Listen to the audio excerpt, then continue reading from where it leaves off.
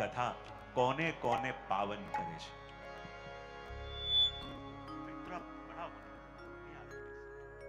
આ ભાગવતની કથા કોને કોને પાવન કરે છે?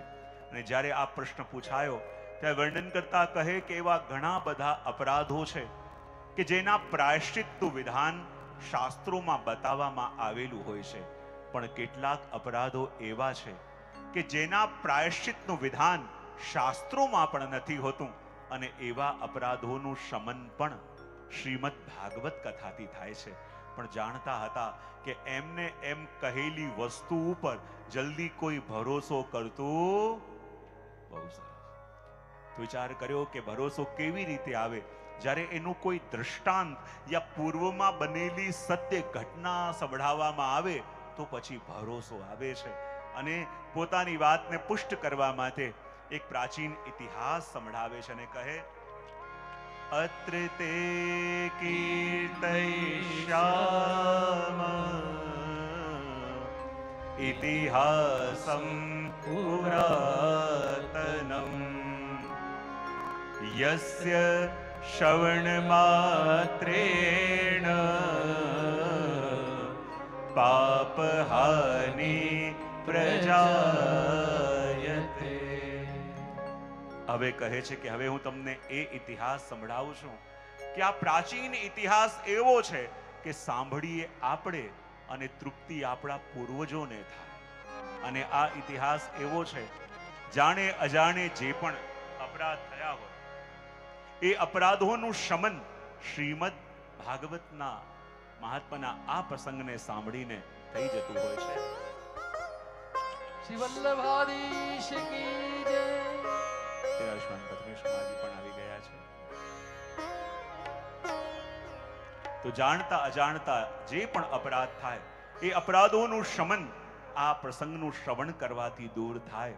અને આ પ્રસંગને સંભળાવતા કહે, તુંગભદ્રા તટે પૂર્વમ ભૂતપત્તનમુત્તમમ યત્ર વર્ણાઃ સ્વધર્મેણ સત્ય સત્કર્મ તત્પરા. વર્ણન કરતા કહે છે કે બહુ સમય પહેલાની આ વાત છે. વર્ષો પહેલા તુંગભદ્રા નદીના તટ ઉપર એક નગર આવેલું છે, અને એ નગરમાં એક બ્રાહ્મણ રહેતો જેનું નામ છે આત્મદેવ. શું નામ છે? બોલો તો ખરા. અને આ પ્રસંગને જરા સંકેતમાં સમજાવતા કહે છે કે તુંગભદ્રા નદીના તટ પર આવેલું, હમણાં કોઈ પણ જે કરી તમે કરી લો. બોલે કૃષ્ણ કનૈયા. તુંગભદ્રા નદીના તટ પર આવેલું એક નગર, અને એ નગરમાં એક બ્રાહ્મણ રહે છે જેનું નામ છે આત્મદેવ. જો આ પ્રસંગને જરા ધ્યાનથી સમજવામાં આવે તો આ પ્રસંગ શું છે, આ નગર શું છે? તો કહેવાય તુંગભદ્રા નદીના તટ પર આવેલું આ નગર. તુંગ એટલે અધિક, અને ભદ્રા એટલે કલ્યાણ કરવા વાળું તટ, અને અધિક કલ્યાણ કરવા વાળું તટ, અને એમાં આવેલું આ નગર એટલે શું? બોલે આપણું માનવ શરીર. શું છે આ તુંગભદ્રા નદીના તટ પર આવેલું નગર? એટલે શું છે? આપણું માનવ શરીર. અને એની અંદર એક બ્રાહ્મણ રહે છે જેનું નામ છે આત્મદેવ. તો આ શરીર રૂપી નગરમાં રહેવા વાળો એ બ્રાહ્મણ કોણ છે? આત્મદેવ. અંદર કોણ રહે છે?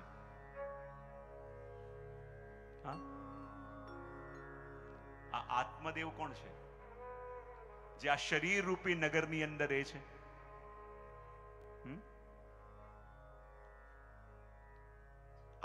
અંદર કોણ છે? આપણી અંદર શરીરની અંદર બીજું શું છે એવું જેને કારણે આપણે જીવીએ છીએ? આત્મા.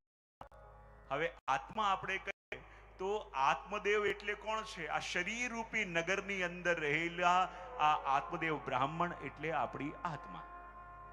જો હું ઘણીવાર આ પ્રસંગ કહું, ઘણીવાર ખ્યાલ ન આવે તો એક નાનકડી વાર્તા કહેતો હોઉં જેને કારણે આ પ્રસંગ થોડો સ્પષ્ટ થઈ જાય. અને પ્રસંગ સ્પષ્ટ કેવી રીતે થઈ જાય? બોલે એક ગામમાં એક ભાઈ રહેતા હતા જેનું નામ હતું જીવાભાઈ. શું નામ હતું? પાછળવાળા, હજી પાછળવાળા, એનાથી પાછળવાળા, સાઈડવાળા, આ બાજુવાળા, સોફાવાળા, ખુરશીવાળા. બહુ સરસ. તો જીવાભાઈ. હવે જીવાભાઈના મનમાં એક મનોરથ જાગ્યો કે મારે કોઈ સત્કર્મ કરવું છે, મારે કોઈ ભાગવત કથા કરવી છે, યા કોઈ સત્કાર્ય કરવું છે. હવે કંઈક સત્કર્મ કરવું હોય તો એના માટે જગ્યા પણ જોઈએ કે ન જોઈએ? હા કે ના તો પાડો. શેની હા પાડી? જગ્યા જોઈએ. બહુ સરસ. કોઈ પણ સત્કાર્ય કરવું હોય તો એ ક્યાં કરવું એના માટે જગ્યા જોઈએ. તો એ જીવાભાઈ વિચાર કરવા લાગ્યા મારે સત્કાર્ય કરવું છે પણ કરવું ક્યાં? તો એક ગામમાં ધર્મશાળા હતી અને ધર્મશાળાના 5 ટ્રસ્ટીઓ હતા અને 5 ટ્રસ્ટીઓ બહુ ભગવદી. જીવાભાઈ એ 5 ટ્રસ્ટીઓને મળવા ગયા અને કહ્યું મારે સત્કાર્ય કરવું છે તો તમારી ધર્મશાળા આપશો? એણે કહ્યું યદિ સત્કાર્ય કરવું હોય તો મારી ધર્મશાળા તમને બિલકુલ ફ્રીમાં આપીશ. અને જીવાભાઈને તો જે જોઈતું હતું એ મળી ગયું અને પોતાના પરિવારની સાથે એ ધર્મશાળામાં આવીને સેટલ થઈ ગયા. 10 દિવસ થયા, 15 દિવસ થયા, 20 દિવસ થયા. હવે પેલા 5 ટ્રસ્ટી પૂછવા આવ્યા, અરે ભાઈ આ તે સત્કર્મ કરવા માટે જગ્યા લીધી છે, તું તો અહીંયા આવીને વસી ગયો છો, સત્કાર્ય ક્યારે કરીશ? બોલે હજી થોડી વ્યવસ્થા કરવી છે, હજી થોડી તૈયારી કરવી છે, એ થઈ જાય પછી કરીશ. અરે ભાઈ વ્યવસ્થા પહેલા કરાય અને પછી રહેવા આવાય. તું તો રહેવા આવી ગયો છો ને પછી કહે છે કે જ્યારે તૈયારી થઈ જાય પછી હું આવીશ, પછી સત્કાર્ય કરીશ. હવે સત્કાર્ય કરે છે કે નહીં? હજી થોડો ટાઈમ આપો. બીજા 15 દિવસ, મહિનો થયો અને પાછા ટ્રસ્ટીઓ આવ્યા કે હવે મને લાગે છે કે તું સત્કાર્ય કરે એવું લાગતું નથી, એવું કર આ ધર્મશાળા ખાલી કર. બોલે હવે એ ખાલી નહીં થાય. બોલે કેમ? હવે એનો માલિક હું થઈ ગયો. 5 ટ્રસ્ટી કહેવા લાગ્યા ગજબ છે આ તો. આને સત્કાર્ય કરવા માટે જે જગ્યા આપી અને એને પોતાનો માલિક માની બેઠો. બોલે ખાલી જગ્યા તારે કરવી પડશે. બોલે જગ્યા ખાલી નહીં થાય, જે થાય કરી લો. અને કેસ ગયો કોર્ટમાં અને જજે કહ્યું કે આ જગ્યા 5 ટ્રસ્ટીની છે અને 5 ટ્રસ્ટીઓને જગ્યા પાછી આપવામાં આવે. ત્યારે પોલીસ આવીને જીવાભાઈને ધર્મશાળામાંથી બહાર કાઢ્યા. નીકળવું નહોતું પણ નીકળવું પડ્યું ને જ્યારે બહાર આવ્યા ન રહ્યા ઘરના, ન રહ્યા ઘાટના.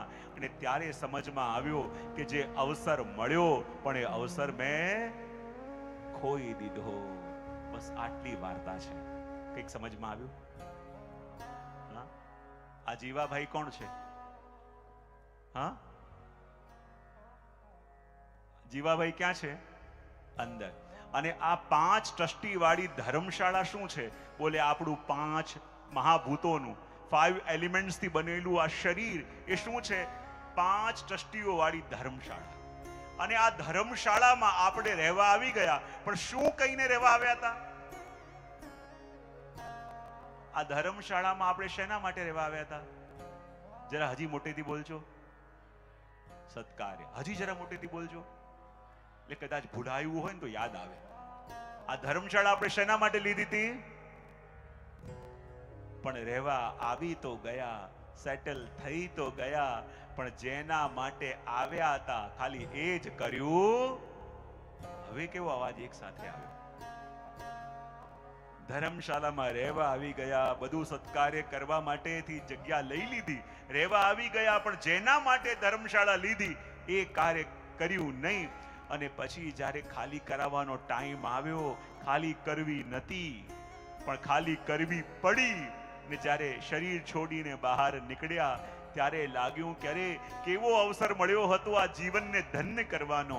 અરે કેવો અવસર મળ્યો હતો આ જીવનને કૃત્ય કરવાનો. પણ આ જીવનને આમ જ જગતની વાતો કરવામાં, સંસારના આગી પાછી કરવામાં, આ સંસારની એવી વસ્તુ ભેગી કરવામાં જે અહીંયા જ મૂકીને જવાની છે, જીવનને વેડફી નાખ્યો. ને ત્યારે ખબર પડે કે આ શું મળ્યું હતું અને આપણે એનો લાભ લઈ ન શક્યા. અને એટલે આ તુંગભદ્રા નદીના તટ પર આવેલું નગર એટલે આ માનવ શરીર, અને એમાં આત્મદેવ નામનો બ્રાહ્મણ રહે છે. અને આત્મદેવ એટલે આપણી આત્મા. અને એના લગ્ન થયા ધુંધુલી સાથે. કોની સાથે? આ આત્મદેવ બહુ શાંત, બહુ પવિત્ર.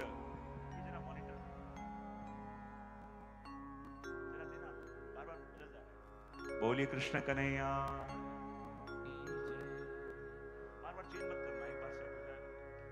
બોલીએ શ્રી ગોવર્ધન.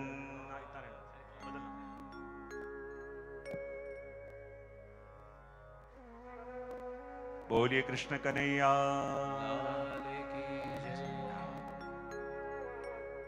અને આત્મદેવના લગ્ન થયા ધુંધુલી સાથે.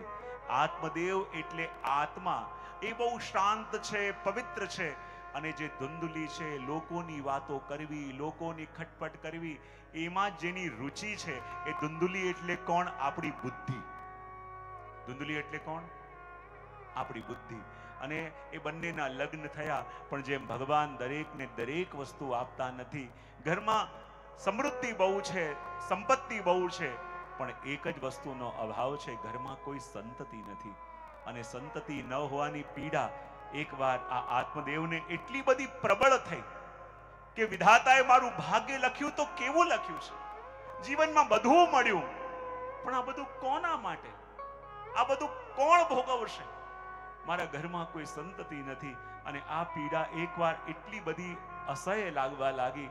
આત્મદેવને લાગ્યું કે આવું જીવન લઈને હું શું કરું? લોકોના તાણા સાંભળવા પડે છે, લોકોની વાતો સાંભળવી પડે છે, એના કરતા હું જીવનને સમાપ્ત કરી દઉં. એમ વિચાર કરી અને આત્મહત્યા કરવા માટે નદી કિનારે ગયા. અને જ્યાં જલમાં કૂદીને આત્મહત્યા કરવાનો પ્રયત્ન કરે, જ્ઞાની છે, વિદ્વાન છે, ભણેલા છે, વિચાર આવ્યો કે એમને મરીશ તો 7 જન્મો સુધી મારે એમને મરવું પડશે. માટે મરું કે ન મરું વિચાર કરતા હતા. ત્યાં સામે એક યતિ દેખાયા. બોલે આ યતિ આયા છે, કોઈ સંત છે, મહાત્મા છે, એવું કરું એના આશીર્વાદ લઈને મરું તો મારી દુર્ગતિ નહીં થાય. ચાલતા ચાલતા ગયા અને યતિને વંદન કર્યા. અને જ્યાં વંદન કર્યા અને યતિએ પૂછ્યું કે ભાઈ કેમ છે? એટલું પૂછ્યું અને ત્યાં તો આત્મદેવ ચરણોમાં પડી ગયા. કેવા લાગ્યા, અરે હું મારા જીવનથી ત્રસ્ત થઈ ગયો છું, હું પોતાના જીવનને સમાપ્ત કરવા માટે આવ્યો છું. બોલે થયું શું? બોલે શું વાત કરું, એવું મારું ભાગ્ય છે કે મારા ઘરમાં તો કોઈ સંતતિ નથી. અરે મારા આંગણામાં જે ગાય છે એને પણ કોઈ વાછરડું થતું નથી. અરે દુર્ભાગ્યની શું વાત કરું, મારા આંગણામાં જે વૃક્ષો ઉગે છે એમાં પણ નથી ફૂલ ઉગતા કે નથી ફળ ઉગતા. એવા જીવનથી હું ત્રસ્ત થઈ ગયો છું. આપ તો સંત છો, આપ તો સિદ્ધ છો, ચાહો તો માણસનું ભાગ્ય બદલી શકો. હું આપને વિનંતી કરું છું, યા તો મને સંતાન થાય એવા આશીર્વાદ આપો, યા હમણાં જ નદીમાં કૂદીને પોતાના દેહને સમાપ્ત કરી દઈશ અને બ્રહ્મ હત્યા આપના માથે લાગશે. યતિ કહેવા લાગ્યા, આત્મદેવ તું એટલે રડી રહ્યો છું કે તારે કોઈ સંતાન નથી. અને શું તને એવું લાગે છે કે સંતાન મળશે તો તું બહુ રાજી થઈ જઈશ? સંતાન મળશે તો તું બહુ સુખી થઈ જઈશ? આત્મદેવ કે મને તો એવું લાગે છે. ત્યારે યતિ કહે, આત્મદેવ તું એટલા માટે દુખી છે કે તારે કોઈ સંતાન નથી. સંતાન નથી માટે તું દુખી છે. પણ હું એવા કેટલાય પરિવારોને જાણું છું જે સંતાનોને કારણે દુખી છે. જો તારા ભાગ્યમાં દુઃખ લખાયું છે તો સંતાન હોય કે ન હોય કાંઈ ફરક પડવાનું નથી. ભગવાને જે વસ્તુ તારા ભાગ્યમાં નથી આપી એને વિધાતાનો નિર્ણય માની તારા ઘરમાં જે પ્રભુ બિરાજે એમને પોતાનો પુત્ર માની એની સેવા કર.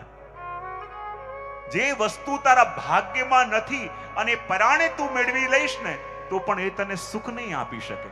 પણ આત્મદેવને વાત સમજમાં નથી આવતી કે આ બધી મોટી મોટી જ્ઞાનની વાતો મારા સમજમાં ન આવે. હું તો એટલું જાણું કે મને સંતાન થાય એવા આશીર્વાદ આપો. યતિ કહે કે જે કદાચ સમજાય ન સમજે ને એ જીવનમાં ઠોકર ખાઈને સમજે છે. યતિ કે જે તું માંગે છે પહેલા મારે જોવું પડશે કે વિધાતાએ એ વસ્તુ તારા ભાગ્યમાં લખી છે કે નહીં. જો વસ્તુ આપણા ભાગ્યમાં આવી જાય, ભાગમાં આવી જાય પણ ભાગ્યમાં લખેલી ન હોય ને તો ભાગમાં આવેલી વસ્તુને પણ ભોગવી ન શકાય. અને કદાચ ભાગમાં નથી આવી પણ ભાગ્યમાં લખેલી છે તો એ ગમે ત્યાંથી મળ્યા વિના રહી ન શકે. મારે એ જોવું પડશે કે આ વસ્તુ તારા ભાગ્યમાં છે કે નહીં. અને જ્યાં આત્મદેવના મસ્તકની રેખાઓને જોઈ અને મસ્તકની રેખાઓને જોઈને યતિ કહેવા લાગ્યા, જો આત્મદેવ તારા મસ્તકની રેખાઓને હું સ્પષ્ટ જોઈ રહ્યો છું અને તારા મસ્તકની રેખાઓમાં સ્પષ્ટ લખાયું છે કે આ જન્મ તો શું, આવનાર 7 જન્મો સુધી તારે કોઈ સંતાનનો યોગ નથી, અને જે વસ્તુ વિધાતાએ તારા ભાગ્યમાં નથી લખી એ કદાચ તું લડી ઝઘડીને લઈશ ને તો પણ તું એને ભોગવી નહીં શકે. એ કે આ બધી વાતોમાં મને રસ નથી, મને તો સંતાન થાય એવા વરદાન આપો. અને ત્યારે પેલા યતિને લાગ્યું જેણે દુખી હોવાનું ઠાની જ લીધું હોય પછી એને કોઈ સુખી કરી ન શકે. અને એક ફળ લીધું, આંખો બંધ કરી કોઈ દિવ્ય આત્માનું આવાહન એમાં કર્યું અને ફળ આપતા કહ્યું કે લે આત્મદેવ, ઘરે જઈને તારી પત્નીને ખવડાવજે અને એમ કહેજે કે 1 વર્ષ સુધી સત્ય તવ દયા અને દાનનું પાલન કરે, 1 વર્ષ સુધી એક સમયે ભોજન કરે તો 1 વર્ષ પર્યંત તમારે ત્યાં એક તેજસ્વી પુત્રનો જન્મ થશે. આત્મદેવ પ્રસન્ન થયા, દોડતા દોડતા ઘરે આવ્યા અને ધુંધુલીને જઈને કહે, અરે તને ખબર છે આજે શું થયું? બોલે શું થયું? બોલે આવી રીતે હું વનમાં ગયો અને મને એક યતિ મળ્યા અને એમણે આ ફળ આપ્યું છે ને કહ્યું છે તારી પત્નીને ખવડાવજે અને કહેજે કે 1 વર્ષ સુધી આ નિયમોનું પાલન કરે તમારે ત્યાં તેજસ્વી પુત્રનો જન્મ થશે. એમ કહીને ફળ આપ્યું ધુંધુલીને અને પોતે ચાલ્યા ગયા. જો અહીંયા આપણા આચાર્યો આપણને કહે કે ઋષિ આજ્ઞા કરી હતી કે ફળ પોતાની પત્નીને ખવડાવજે, પણ પત્નીને ખવડાયું નહીં, એના હાથમાં આપી એના ઉપર ભરોસો કરીને ચાલ્યા ગયા.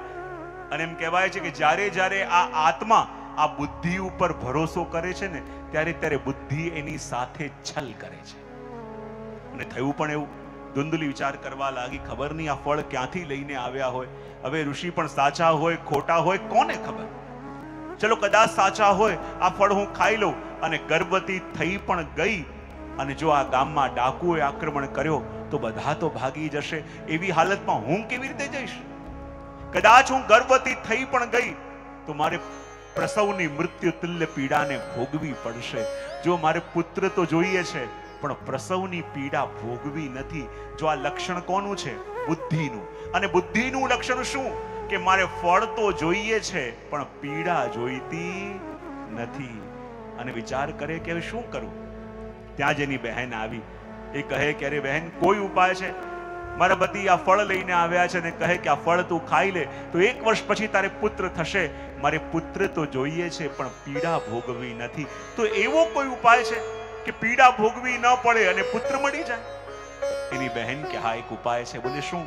બોલે આજે જ મને ખબર પડી છે કે હું ગર્ભવતી છું અને એ વાત મેં મારા પતિને પણ કહી નથી. અને જો બહેન તારે ત્યાં ખાવાનું બહુ છે પણ ખાનાર કોઈ નથી, અને મારા ઘરમાં ખાવાવાળા બહુ છે પણ ખાવાનું કાંઈ નથી. એક ઉપાય બતાવું જેથી તારું કાર્ય થઈ જાય ને મારું કાર્ય પણ થઈ જાય. બોલે શું? એવું કર, તું તારા પિહર રહેવા ચાલી જા અને પતિને સંદેશ મોકલજે કે તને ખબર પડી છે કે તું ગર્ભવતી છે અને વૈદરાજે તને પ્રવાસ કરવાની ના પાડી છે અને 1 વર્ષ સુધી ગર્ભવતી હોવાનો ઢોંગ કરજે અને જ્યારે મારે બાળક થશે એ બાળક હું તને આપી દઈશ અને એના બદલામાં તું મને સંપત્તિ આપી દેજે. અને આ વિચાર પેલી ધુંધુલીને બહુ ગમી ગયો, કારણ કે આમાં પીડા ભોગવી નહીં પડે અને સંતાન આપોઆપ મળી જશે. પોતે ગઈ પિહર રહેવા માટે. પતિને સંદેશ મોકલ્યો કે પોતે ગર્ભવતી છે, આવી નહીં શકે. બોલે ફળ ક્યાં ખવડાવું? બોલે ફળ આંગણામાં ઉભેલી ગાયને ખવડાવી દે. હવે ત્યાં પોતે ગર્ભવતી બનીને ઢોંગ કરે છે અને 8-9 મહિના પછી જ્યારે એને બહેનને પુત્ર થયો, એ પુત્ર લઈને આવી અને ધુંધલીના ખોળામાં મૂકીને કહે કે આજથી આ પુત્ર તારો, એના બદલામાં મને સંપત્તિ આપી દે. ને જ્યાં પુત્ર મળ્યો, સંદેશ મળ્યા અને આત્મદેવ પ્રસન્ન થયો. અરે મારા ઘરમાં પારણું બંધાયું, કેટલા વર્ષો પછી પ્રભુએ મારો મનોરથ પૂરો કર્યો.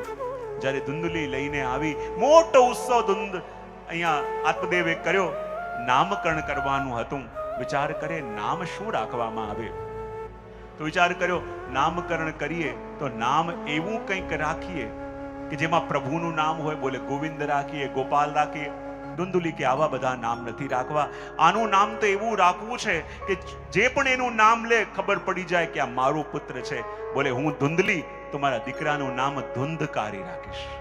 ધુંધકારી નામ રાખવામાં આવ્યું. અને બરાબર થોડા સમય પછી પેલી આંગણામાં ઉભેલી ગાય કે જેણે એ ફળ ખાધું હતું એને પણ એક અદ્ભુત બાળકનો જન્મ થયો. અને એવું બાળક કે જેનું આખું શરીર મનુષ્યનું પણ એના કાન ગાય જેવા, માટે એનું નામ પડ્યું ગૌકર્ણજી મહારાજ. ધુંધકારી તો ખૂબ અનાચારી થયો, દુરાચારી થયો. આખો દિવસ કૂતરાઓની ટોળકી લઈને ફરતો રહેતો. નાના નાના બાળક રમતા હોય એને ઉચકીને કૂવામાં નાખી દે, ગરીબોના ઝૂંપડાઓમાં જઈને આગ લગાવી દે. અને અહીંયા સુધી કહેવાય કે એ શવના હાથથી ભોજન કરતો. તો આપણને લાગે શવના હાથથી ભોજન કરતો એટલે શું? તો કેટલાક આચાર્યો અર્થ કરે કે જે દિવસે આપણા હાથે પ્રભુની સેવા ન થાય, જે દિવસે આપણા હાથે કોઈ સત્કાર્ય ન થાય, જે દિવસે આપણા હાથે કંઈક દાન ન થાય અને એ દિવસે આપણે ભોજન કરીએ તો એ શવના હાથથી ભોજન કર્યા બરાબર છે. અને એ શવના હાથથી ભોજન કરતો. અને કહેવાય ગોકર્ણજી મહારાજ તો બહુ જ્ઞાની વિદ્વાન થયા. ધુંધકારીના બધા લક્ષણો જોઈને ગોકર્ણજી મહારાજ તો તીર્થ કરવા નીકળી ગયા. અને અહીંયા ઓછું હતું એમ ધુંધકારી 5 વેશ્યાઓના ચક્કરમાં અટવાયો. અને આ 5 વેશ્યાઓ કોણ? બોલે ઇન્દ્રિયોના વિષય, શબ્દ, સ્પર્શ, રૂપ, રસ અને ગંધ. અને આ 5 વિષયોના ચક્કરમાં ધુંધકારી એવો પડ્યો કે એ ઈચ્છાઓ પૂરી કરવા માટે હવે ઘરમાં ચોરીઓ કરવા લાગ્યો. અને એકવાર જ્યાં ચોરી કરતો હતો અને પિતાએ રોકવાનો પ્રયત્ન કર્યો અને એ દિવસે ધુંધકારીએ પોતાના પિતા આત્મદેવની ઉપર પણ હાથ ઉઠાવી દીધો. અને જ્યાં હાથ ઉઠાવી દીધો આત્મદેવથી સહન ન થયું, આંખોમાંથી અશ્રુ આવવા લાગ્યા. વિચાર કર્યો કે એટલા માટે પ્રભુની પાસે સંતાન માંગતો હતો કે પુત્ર મોટો થાય તો મારા બુઢાપાની લાઠી બને, મને સાચવશે, મારી સેવા કરશે. અને કહેવાય ને કે આ દુનિયામાં, આખી દુનિયામાંથી કોઈ પણ પ્રહાર કરે તો માણસ પોતાને સંભાળી લે છે, પણ જ્યારે કોઈ પોતાનો, જ્યારે કોઈ આપણો, જ્યારે કોઈ નિકટનો જ્યારે પ્રહાર કરે ને ત્યારે સંભાળવું બહુ મુશ્કેલ થઈ જાય છે. કારણ કે નિકટનો હોય એને જ ખબર હોય છે કે આ દિવાલ ક્યાંથી કમજોર છે. અને જાણીને પ્રહાર પણ એ નિકટના ત્યાં જ કરતા હોય કે જ્યાં દિવાલ કમજોર હોય છે. અને ત્યારે સંભાળવું બહુ મુશ્કેલ થઈ જાય. અને જ્યારે આત્મદેવ એટલા વ્યાકુલ થઈ ગયા, એટલા વ્યાકુલ થઈ ગયા, અને એમ કહેવાય એ જ વખતે ગોકર્ણજી મહારાજ ત્યાં આવ્યા. અને ગોકર્ણજી મહારાજે સમજાવીને કહ્યું, પિતાજી હવે સમય આવ્યો છે, આ ઘરની આસક્તિને છોડો, આ પરિવારની આસક્તિને છોડો અને આપ વનમાં જાઓ. આત્મદેવ કહે કે વનમાં જાઉં તો ખરા, પણ વનમાં જઈને હું કરું શું? અને જો કાયમ જ્યારે જ્યારે પણ આ ભાગવતનું મહાત્મ્ય કહેતો હોઉં ને, આ શ્લોક એટલો બધો અદ્ભુત છે, એ અદ્ભુત શ્લોક છે. કારણ કે જુઓ, આત્મદેવ વનમાં જઈ રહ્યા છે અને વનમાં જઈને શું કરવું જોઈએ એ પૂછી રહ્યા છે. અને ગોકર્ણજી મહારાજ એ સમજાવે છે કે જ્યારે પિતાજી આપ વનમાં જાઓ તો વનમાં જઈને આવી રીતે રહેજો. જો ખાલી આત્મદેવ વનમાં જાય છે એવું નથી, ઈચ્છા હોય કે ન હોય આપણે બધાએ પણ વનમાં જવું પડે છે. કેવી રીતે? જ્યાં 50 પૂરા થયા આગળ શું આવે? 51, 52, 53. જ્યાં 50 પૂરા થયા સમજી લેવાનું વનમાં પ્રવેશ થઈ ગયો. અને જ્યારે વનમાં જઈએ તો વનમાં જઈને કેવી રીતે રહેવું જોઈએ યદિ એ સમજમાં ન આવે તો જીવનમાં સૌથી વધારે હેરાન ત્યારે થવું પડે. જો જીવનની દરેક ઇનિંગ્સ હોય ને તો જીવન પણ એક રમત આપણે જોઈએ તો રમતની અંદર દરેક ઇનિંગ્સના નિયમો બદલાતા હોય. અને જ્યારે 50 પૂરા થયા ત્યારે માનવાનું એક નવી ગેમ સ્ટાર્ટ થઈ. 50 સુધી આપણે ક્રિકેટ રમતા હતા, હવે ફૂટબોલ રમવાનું છે. હવે જે હમણાં સુધી રમતા આયા એ જ નિયમ શું આ ફૂટબોલમાં લાગુ પડશે? હા કે ના તો પાડો? શેની હા પાડી? લાગુ પડશે એની કે લાગુ નહીં પડે એની? શેની? લાગુ નહીં પડે. કારણ કે ક્રિકેટ રમતા હતા ત્યારે નિયમો અલગ હતા. 50 વર્ષ સુધી જે કરવું હતું કરતા હતા, કોઈને પૂછવાનું નહોતું, કોઈને કહેવાનું નહોતું. પણ હવે 50 પૂરા કર્યા એટલે હવેના જીવનના નિયમો બદલાય છે. અને જો એ નિયમ ફોલો ન કરીએ તો અધિકતર જીવનમાં સમસ્યાઓ ક્યારે ચાલુ થાય? જ્યારે વનમાં પ્રવેશ થઈ જાય. પણ વનના નિયમો જાણીએ નહીં તો હેરાન થવું પડે. તો ગોકર્ણજી મહારાજ કહે, જો પિતાજી આ વનમાં જાઓ તો વનમાં જઈને આટલી વસ્તુઓનું પાલન કરજો. અને સમજાવતા કહે, ધર્મ ભજ सततं त्यज लोकधर्मा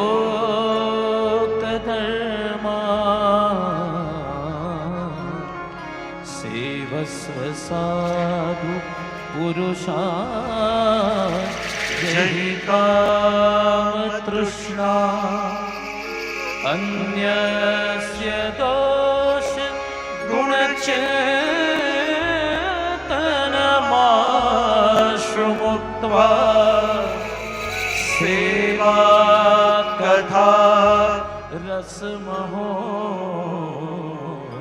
नितरां पिबत्वम्। જો પિતાજી વનમાં પ્રવેશ કરી જાઓ ને પછી એક વસ્તુ યાદ રાખવાની. બોલે શું? ધર્મ ભજસ્વ સતતમ ત્યજ લોક ધર્માન. હમણાં સુધી જે પણ કરવાનું હતું, જે પણ ભાગદોડ કરવાની હતી, બધી કરી લીધી. હવે 50 પૂરા કર્યા પછી પોતાનું અધિકથી અધિક સમય ભગવદ કાર્યમાં, ભગવત સેવામાં અને ભગવત ભજનમાં લગાવવું. એ પણ કેવી રીતે? ત્યજ લોક ધર્માન. દુનિયાની ખટપટ હમણાં સુધી જેટલી કરવી હતી એ કરી લીધી. હવે આ બધું ધીમે ધીમે ઓછું કરવું જોઈએ, પણ ઓછું થતું. વાહ! બધું અહીંયા આવીને સાચા થઈ ગયા છો કે પહેલેથી સાચા છો? જીવનમાં આ બધી વસ્તુ ધીમે ધીમે ઓછી કરવી. બોલે કેમ? બોલે ધર્મ ભજસ્વ સતતમ ત્યજ લોક ધર્માન. અને તજલોક ધર્માન એટલે શું?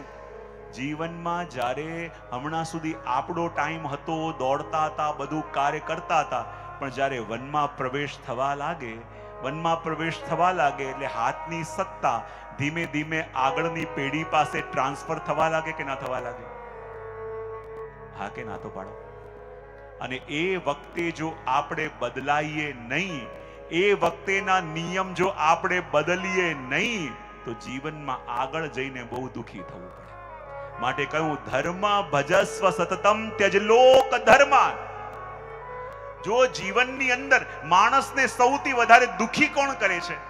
કોઈ વ્યક્તિ કે વ્યક્તિથી રાખેલી એની અપેક્ષાઓ? હા, માણસને દુખી કોઈ વ્યક્તિ કરતો નથી, એ વ્યક્તિથી રાખેલી આપણી અપેક્ષાઓ દુખી કરતી હોય છે. કારણ કે આપણે જ્યારે જીવનમાં કોઈના માટે પણ કંઈક કરીએ ને, તો આપણે શું કરતા હોઈએ છીએ? મનોમન એક એગ્રીમેન્ટ તૈયાર કરી લેતા હોઈએ છીએ. અને કેવું એગ્રીમેન્ટ? બોલે મેં મારા બાળકો માટે આટલું આટલું આટલું આટલું આટલું કર્યું, તો એમણે પણ મારા માટે આટલું આટલું કરવું, આટલું આટલું કરવું. આ તરફી હતો કે એક તરફી? ફરી એ એગ્રીમેન્ટમાં બંનેની સિગ્નેચર હતી કે ખાલી આપણી એકલાની હતી? કોઈ ખાલી એકલાની સિગ્નેચર હોય તો એ એગ્રીમેન્ટ વેલિડ કહેવાય. પણ આપણે વેલિડ કરાવવાના ચક્કરમાં આપણા જ ઘરની અંદર ખટપટ કરાવી દઈએ છે કે નહીં? હા કે ના તો પાડો. માટે કહ્યું કે હે પિતાજી, જ્યારે વનમાં પ્રવેશ કરો ત્યારે એક વસ્તુ યાદ રાખવાની, ધર્મ ભજસ્વ સતતમ ત્યજ લોક ધર્માન.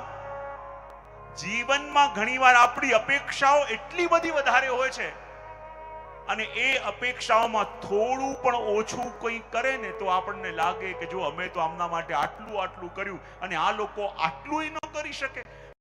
અપેક્ષાઓ રાખી ન હોય તો કોઈ આટલું કરે તો પણ આપણે વધારે લાગે કે ના લાગે? અને એટલા માટે તો કહ્યું ધર્મ ભજસ્વ સતતમ ત્યજ લોક ધર્માન. હે પિતાજી, એક વસ્તુ યાદ રાખો, વનમાં પ્રવેશ કરો, વનમાં પ્રવેશ કરો. મેં ક્યાંક કોઈ બહુ સારા ચિંતક હતા, સાંભળ્યું હતું, એને પૂછ્યું કે આ જીવનને કેવી રીતે આપણે વાંટી શકાય. વાત કરી કે જીવનના જ્યારે 1 થી 20 વર્ષ હોય એ વધારે મેં વધારે પોતાને ભણવામાં, એમાં તૈયારીમાં રાખવા જોઈએ. 20 થી 30 વર્ષ, 20 થી 30 વર્ષ છે એ નવા નવા એક્સપેરિમેન્ટ કરવું, ભલે હારીને પણ શીખવું.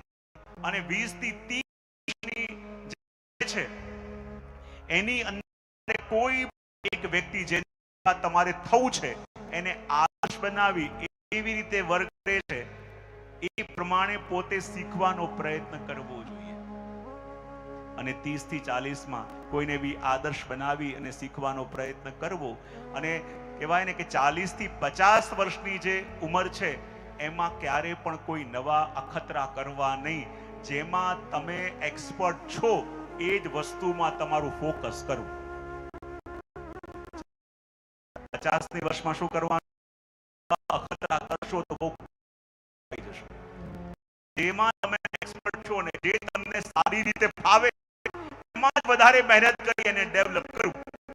50 થી 60 ઉંમર આવે ને આપણે પાછળ જે પેઢી છે ને એ હવે આગળ કરવી.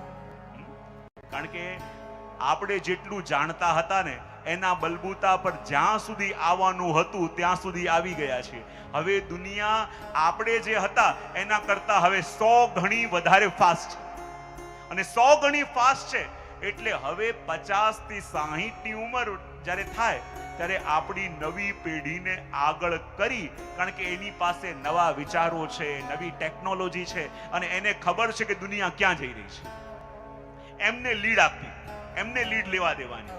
અને 60 થી 70 વર્ષની જ્યારે ઉંમર થાય ને ત્યારે આપણને આંતરિક આનંદ જેમાં મળે છે ને એવા કાર્યો કરવામાં, લોકોની સેવા કરવામાં સમય વ્યતીત કરવાનો. વ્યર્થ ખટપટ નહીં. જીવનમાં જે ગમે છે એમાં ફોકસ કરવાનું, જે ગમતું નથી એમાં ફોકસ કરવો નહીં. અને એટલા માટે અહીંયા કહ્યું ધર્મ ભજસ્વ સતતમ ત્યજ લોક ધર્માન. આ જીવનની બધી ખટપટ. અને ઘણી વાર હું કહેતો હોઉં ને રામાયણનો પ્રસંગ ઘણી વાર હું કહું છું કે જ્યારે રાજા દશરથ બિરાજેલા હતા અને એમની પાસે આવીને બધાએ કહ્યું કે હવે રામને રાજગાદી આપી દેવી જોઈએ, તો રાજા દશરથને વિચાર આવ્યો કે મારી નિવૃત્તિનો સમય આવી ગયો છે કે નહીં ખબર કેવી રીતે પડે. અને રાજા દશરથે ભરી સભાની વચ્ચે દર્પણ મંગાવ્યું અને દર્પણ જો વર્ણન કરે છે ને, રાય શુભાય રુકુર કરી લીના, રાય શુભાય સુકુર કરી લીના, રાય શુભાય સુકુર કરી લીના, રાય શુભાય સુકુર કરી बदन विलोकी मुकुर समकीना, बदन विलोकी मुकुर समकीना, बदन विलोकी मुकुर समकीना, बदन विलोकी मुकुर समकीना. રાજા દશરથને જ્યારે કહેવામાં આવ્યું કે રામને રાજગાદી સોંપી દેવી જોઈએ અને રાજા દશરથના મનમાં આવ્યું કે મારી નિવૃત્તિનો સમય આવી ગયો છે કે નહીં ખબર કેવી રીતે પડે. અને ભરી સભાની વચ્ચે એમણે એક દર્પણ મંગાવ્યું અને દર્પણમાં પોતાનો ચહેરો જોયો. આપણને લાગે ભરી સભાની વચ્ચે દર્પણમાં પોતાના ચહેરાને જોવું ઠીક ન લાગે, પણ આપણા શાસ્ત્રો કહે કે આવું દર્પણ દર્શન બધાએ કરવું જોઈએ. કારણ કે જ્યાં દર્પણ જોયું, શું જોયું કે હવે કાનની ઉપર ધીમે ધીમે સફેદ વાળ આવવા લાગ્યા છે. અને બીજું શું જોયું કે એમનું મુગુટ થોડું ટેડું થયું છે. અને જ્યાં મુગુટ ટેડું થયેલું જોયું અને લાગ્યું કે હવે આ નિવૃત્તિનો સમય આવી ગયો છે, તો આપણને લાગે રાજા દશરથ તો મુગુટ ધારણ કરતા હતા એટલે ખબર પડી કે મુગુટ ટેડો થયો છે, પણ અમે તો મુગુટ પહેરતા નથી તો ખબર કેવી રીતે પડે કે મુગુટ સીધો છે કે ટેડો છે. તો આપણા શાસ્ત્રો એમ કહે છે કે યદિ એક સમય એવો હતો કે જ્યાં તમે ઘરની અંદર આવો અને ઘરમાં આમ હાહાકાર મચી જાય, અરે પિતાજી આવે છે, પિતાજી આવે છે, ઘરમાં બધી વસ્તુ ઠીક ઠાક થવા લાગે, અને જ્યાં તમે અંદર ઘૂસો, કોઈ પાણી લઈને આવે, કોઈ ચા લઈને આવે, કોઈ બેસવાનું કહે, ત્યારે માનવાનું હજી મુગુટ સીધો છે. અને સમય ચક્ર બદલાવે અને જ્યાં એ જ વ્યક્તિ અંદર આવે, આજે બધા પોતાના કામમાં બિઝી છે, કોઈને જોવાનો ટાઈમ નથી, જાણીને ખોખારો ખાઈએ છે, જાણીને છીક ખાઈએ છે કે લોકોને ખબર પડે કે હું આવી ગયો છું, પણ કોઈ જોવા તૈયાર નથી. અને સોફામાં પોતે બેસીને 10 વાર કહેવું પડે, અરે કોઈ પાણી તો આપો, કોઈ પાણી તો આપો, અને 10 વાર કહે અને એક ગ્લાસ ઢોળાતો આવે ત્યારે માનવાનું કે હવે મુગુટ એ છે કે અમને એની ચિંતા છે, અને ચિંતા હોય ત્યારે તો કહેવાનું મન થાય, તો શું એ પણ નહીં કહેવું? ત્યારે મેં એટલું જ કહ્યું કે જો કહેવાનું મન થાય તો ત્યારે કહેવું, જ્યારે આપણને 100% ખાતરી હોય કે જે કહીશું એનું પાલન થવાનું છે, એ 100% ખાતરી હોય ત્યારે કહેવું. આપણે કહીએ છીએ પણ આપણને પોતાને ખબર હોય છે કે માનવાના તો બધાને ખબર છે, માનવાના તો છે નહીં, અને છતાં કહે કરીએ છે. એનો મતલબ આપણા ઘરમાં આપણી કિંમત આપણે આપણા હાથે ઘટાડી રહ્યા છે. તો કહે કે યદિ ખોટું દેખાતું હોય તો કહેવું તો પડે ને, તો શું કરવાનું? ત્યારે હું હંમેશા 3 મંત્રો આપું છું. આ 3 મંત્રો યાદ રાખવાના. સૌથી પહેલા આપણને એમ લાગે કે આ ખોટું થઈ રહ્યું છે, મારે કહેવું જોઈએ, તો સૌથી પહેલો મહામંત્ર શું? કહેવું જોઈએ. પહેલો મંત્ર શું? જો બેટા આમ નહીં કરે, એ આમ કરે તો સારું, છતાં ન માને તો બીજો મહામંત્ર છે સમજાવવું જોઈએ. જરા ભાવથી બોલજો બધા. જો બેટા આમ કરીશ તો તું આ મુશ્કેલમાં પડી શકે એમ છે. આ 2 વસ્તુ તો બધા કરે છે, પણ ત્રીજો મહામંત્ર કોઈ અપનાવતા નથી. પહેલો મંત્ર છે કહેવું જોઈએ, બીજું છે સમજાવવું જોઈએ, અને છતાં ન માને તો પોતે સમજી જવું જોઈએ કે આગળ કહેવા જેવું. પણ કે કરીએ, સમજાય કરીએ, પણ સમજતા નથી, એટલે જીવનમાં સમસ્યાઓ આવે છે. અને એટલા માટે જ અહીંયા કહ્યું પિતાજી વનમાં જઈને આપ આ રીતે રહેજો. અને જો જીવનમાં બીજું પણ એક છે સૂત્ર કે યદિ જીવનમાં અને જીવનના ઉત્તરાર્ધમાં આપણે શાંતિથી રહેવું હોય તો એક યાદ વસ્તુ રાખો, ઘરના લોકોની નિંદા ક્યારે પણ બહારના વ્યક્તિ પાસે કરવી. ફરી એક વાર જરા ભાવથી બોલી જાઓ મંત્ર. ઘરના લોકોની નિંદા ક્યારે પણ બહારના ત્રીજા વ્યક્તિ પાસે કરવી. કારણ કે વાત આ બ્રહ્માંડમાં ફરતી પાછી એની પાસે જશે, તો હમણાં સવારે ચા મળે છે એ પણ મળશે આગળ જઈને. હા કે ના? તો બોલો. અને બીજી વસ્તુ ધ્યાનમાં રાખી લેવાની. બોલે કઈ? તો વસ્તુ એ જ કે આગળ જઈને ઘડપણમાં જેની સેવા લેવી પડશે એની જોડે સંબંધ ક્યારે બગાડવા. ફરી એક વાર, આગળ જઈને ઘડપણમાં જેના હાથે સેવા લેવાની થશે એની જોડે વ્યવહાર બગાડવો જો સુખી રહેવું છે તો. અને આત્મદેવ ગયા વનની અંદર 10મ સ્કંદનો પાઠ કરી પોતાનું કલ્યાણ કર્યું. અને અહીંયા હવે તો માને પણ મારવા લાગ્યો, અને મા ધુંધલીએ પણ કૂવામાં કૂદીને પોતાને સમાપ્ત કરી લીધી. કોઈ કહેવા વાળું ન રહ્યું. ત્યારે 5 વેશ્યાઓને ધુંધકારી પોતાના ઘરમાં લઈ આવ્યો અને ઘરની અંદર રાખી લીધી. અને એમને પસંદ કરવા માટે ગામમાં ચોરીઓ કરવા લાગ્યો. અને એક દિવસ તો રાજાના ઘરમાં ચોરી કરીને આવ્યો, અને આટલા બધા ધનના ઢગલા એ 5 વેશ્યાઓની સામે કરી દીધા. બોલે આટલું ધન ક્યાંથી લાવ્યા? આજે મેં રાજાના ઘરમાં ચોરી કરી છે. અને વેશ્યાઓ એકબીજાના ચહેરાને જોવા લાગી. રોજ તો ગામમાં ચોરી કરતો, પણ આજે તો રાજાના ઘરમાં ચોરી કરી છે. અને રાજાના ઘરમાં ચોરી કરી છે તો આજ નહીં તો કાલ આ પકડાશે જરૂર. અને આ પકડાઈ ગયો તો અમે પણ બચીશું નહીં. તો શું કરીએ? એવું કરીએ, આના ધનને લૂંટી લઈએ અને આને મારી દઈએ.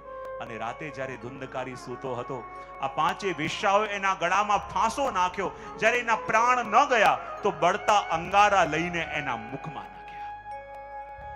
જે વિષયોની તૃપ્તિ માટે માણસ આખી જિંદગી દોડે છે, અંત સમયમાં એ વિષયો જ એને મારે છે. અને જ્યારે તડપીને મૃત્યુ થઈ, અડધી બળેલી લાશને ત્યાં જ ઘરની પાસે ખાડો ખોદીને દાટી દીધી. અને આવી મૃત્યુ થવાને કારણે ધુંધકારી ભયંકર પ્રેત બન્યો, અને પ્રેત બનીને ત્યાં મંડરાવા લાગ્યો.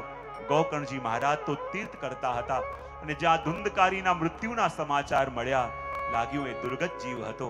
પણ કેવો પણ અધમ જીવ કેમ ન હોય, એની પાછળ કયાજીમાં જઈને શ્રાદ્ધ કરવામાં આવે તો એનો ઉદ્ધાર થાય છે. ગયાજીમાં જઈને ગયા શ્રાદ્ધ કર્યું, પાછા પોતાના ઘેર આવ્યા. ને જ્યારે રાતે સૂતા હતા તો પ્રેત રૂપે જે ધુંધકારી ફરતો હતો અલગ અલગ આકારમાં આકૃતિમાં દેખાવા લાગ્યો. ગોકર્ણજી સમજી ગયા જરૂર કોઈ દુર્ગત જીવ લાગે છે. એણે કહ્યું, બતા તું કોણ છે? ભૂત પ્રેત પિશાચ કોણ છે? જ્યારે અવાજ ના નીકળી, જલ અભિમંત્રિત કરીને છાંટ્યું, પૂછ્યું, બતા તું કોણ છે? અને રુદન કરતો અવાજ સંભળાયો અને કહ્યું, ભાઈ હું કોઈ નહીં, તારો ભાઈ ધુંધકારી છું. બોલે, તારા માટે તો મેં ગયાજીમાં જઈને શ્રાદ્ધ કર્યું, પછી તારી આવી પ્રેત યોનિમાં પ્રાપ્તિ કઈ રીતે થઈ? એ કહે કે મારા કર્મો એટલા બધા કઠોર છે, ન કરવાનું મેં બધું કર્યું છે, હવે તડપી રહ્યો છું અને એવો દુર્ગત જીવ છું કે મારી પાછળ એક તો શું 100 ગયા શ્રાદ્ધ કરવામાં આવે તો પણ મારો ઉદ્ધાર ન થાય. અને આ પ્રેત યોનિમાં મને બહુ પીડા થઈ રહી છે, કોઈક ઉપાય કરો કે મારો ઉદ્ધાર થાય. વિચાર કર્યો કે પ્રેત યોનિમાં પ્રાપ્તિ થઈ છે, એનો ઉદ્ધાર કેવી રીતે થાય? અને પોતે કહી રહ્યા છે કે એવા કર્મો કઠોર છે કે એક નહીં 100 ગયા શ્રાદ્ધ કરવામાં આવે તો પણ ઉદ્ધાર ન થાય. તેનો ઉદ્ધાર કઈ રીતે થઈ શકે? હું તો જાણતો નથી, પણ સવારે ભગવાન સૂર્યનારાયણને એનો ઉપાય પૂછીશ. સવારના સમયમાં નાભી સુધીના જલમાં જઈને ઉભા રહ્યા. વેદ મંત્રો દ્વારા સૂર્યની ગતિને રોકી અને કહ્યું કે હે સૂર્યદેવ, આપ તો પ્રત્યક્ષ બ્રહ્મ છો, કર્મોના સાક્ષી છો, કૃપા કરીને બતાવો કે કોઈ એવો અધમ જીવ હોય કે 100 ગયા શ્રાદ્ધ કરવાથી પણ જેનો ઉદ્ધાર ન થાય, એનો ઉદ્ધાર કેવી રીતે થાય?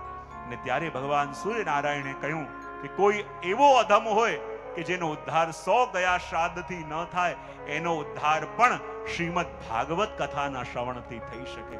તમે ભાગવત કથાનું આયોજન કરો. અને જ્યાં ભાગવત કથાનું આયોજન કરવામાં આવ્યું, દૂર દૂરથી બધા આવ્યા. ધુંધકારી પણ આવ્યો, પ્રેત રૂપે છે, વાયુ રૂપે છે, તો બેસે ક્યાં? તો ત્યાં જ 7 ગાંઠ વાળું એક વાંસ હતું અને વાંસની અંદર પ્રવેશ કરી ગયો. બોલે, વાંસ શું છે? બોલે, વાંસ પ્રતીક છે વાસનાનું. અને ગીતાકાર કહે છે કે માણસ એક જન્મમાંથી બીજા જન્મમાં, બીજા જન્મથી ત્રીજા જન્મમાં આ જે ચક્કર અને ફેરા ફરે છે એ શેને કારણે? એની વાસનાને કારણે. અને વાસનાના 7 ગાંઠ, ઘરમાં આશક્તિ, દેહમાં આશક્તિ, પરિવારમાં આશક્તિ, આ 7 ગાંઠો વાળી આ વાસના એટલે વાંસ. અને ધુંધકારી પ્રવેશ કરી ગયો. જ્યારે પહેલા દિવસની કથાનો વિરામ થયો, આશ્ચર્ય થયું, વાંસની એક ગાંઠ ફાટી, બીજે દિવસે બીજી, એમ કરતા કરતા 7મા દિવસો કથાનો વિરામ થયો, 7મી ગાંઠ પણ ફાટી અને એમાંથી દિવ્ય દેહ ધારણ કરીને ધુંધકારી પ્રગટ્યો. અને એ જ વખતે દેવતાઓનું વિમાન આવ્યું, ધુંધકારી બેસીને જવા લાગ્યો. ત્યારે ગોકર્ણજી મહારાજે દેવદૂતોને પૂછ્યું, કથા તો અહીંયા બેસેલા દરેકે સાંભળી છે, પણ વિમાન ખાલી ધુંધકારી માટે આવ્યું, બીજા માટે નહીં, એવું કેમ? બોલે, કથા તો બધાએ સાંભળી, પણ જેવી ધુંધકારીએ સાંભળી એવી બીજા કોઈએ સાંભળી નથી. ધુંધકારી અહીંયા બેસીને શ્રવણ કરતો, મનન કરતો, નિધિધ્યાસન કરતો, બીજા લોકો સાંભળતા પણ ખરા, બીજી ઘરની વાતો પણ કરતા, ઘરની ચિંતાઓ પણ કરતા. માટે જે ફલ ધુંધકારીને મળ્યું એ ફલ બીજાને મળ્યું નથી. પણ એવું કરો, પુનઃ શ્રાવણ મહિનો આવે, પુનઃ ભાગવતજીનું આયોજન કરો. પુનઃ શ્રાવણ માસ આવ્યો, પુનઃ ભાગવતજીનું આયોજન કરવામાં આવ્યું. અને હવે તો ગોકર્ણજી મહારાજને લેવા માટે સ્વયં ભગવાન પોતાનું વિમાન લઈને પધાર્યા અને હૃદયથી લગાવી પોતાની જેમ ચતુર્ભુજ કરીને પોતાની સાથે ભાગવત કથાનો જય જયકાર કરતા કરતા ભગવત ધામમાં બધાને લઈ ગયા. 6ઠા અધ્યાયમાં ભાગવતજીના શ્રવણનો વિધિ છે, એને વંદન કરી આપણે હવે શ્રીમદ ભાગવતજીના પ્રથમ સ્કંદની અંદર પ્રવેશ કરીએ. બોલીએ કૃષ્ણ કનૈયા લાલ કી, શ્રી ભાગવત ભગવાન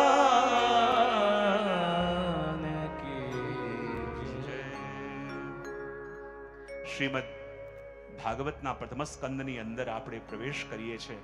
અને આપણા આચાર્ય ચરણ કહે છે કે આ ભાગવત શું છે? આ ભાગવત બીજું કાંઈ નહીં, અમારા શ્રીનાથજી બાવાનું વાંગમય સ્વરૂપ છે. અને વાંગમય સ્વરૂપ છે એટલા માટે તો ભાગવતની સાથે શ્રીનાથજીના શ્રીઅંગની સંગતિ પણ આપ કરે છે. અને મહાપ્રભુજી પણ કહે ને, અનંતાએવ કૃષ્ણસ્ય લીલા નામ પ્રવર્તિકા ઉક્તા ભાગવતે ગૂઢા પ્રગટા અભિકુત્ર છે. આચાર્યચરણ આજ્ઞા કરે છે કે ભગવાને ભાગવતમાં જે લીલા કરી એ લીલા તો ગુપ્ત છે, પણ એક સ્થાન એવું છે જેમાં 12 સ્કંદની લીલાઓ પ્રગટ છે. બોલે લીલાઓ પ્રગટ ક્યાં છે? તો તમે જ્યારે શ્રીનાથજી બાવાના દર્શન કરવા જાઓ, દર્શન કર્યા ને? હા કે ના તો પાડો. કેટલાય કર્યા છે? બધા. તો શ્રીનાથજી બાવાના જ્યારે દર્શન કરીએ તો શ્રીનાથજી બાવાની કંદરામાં તમે અનેક ચિહ્ન જોયા હશે, બરાબર? ચિહ્નો જોયા હશે તો એમાં શ્રીનાથજીની બરાબર ઉપર કોણ છે?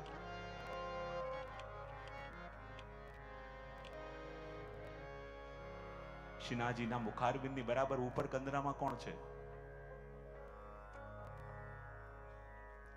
ઘણા જોઈને કોપી કરવાનું હોય ને તોય ફેલ થાય. સામે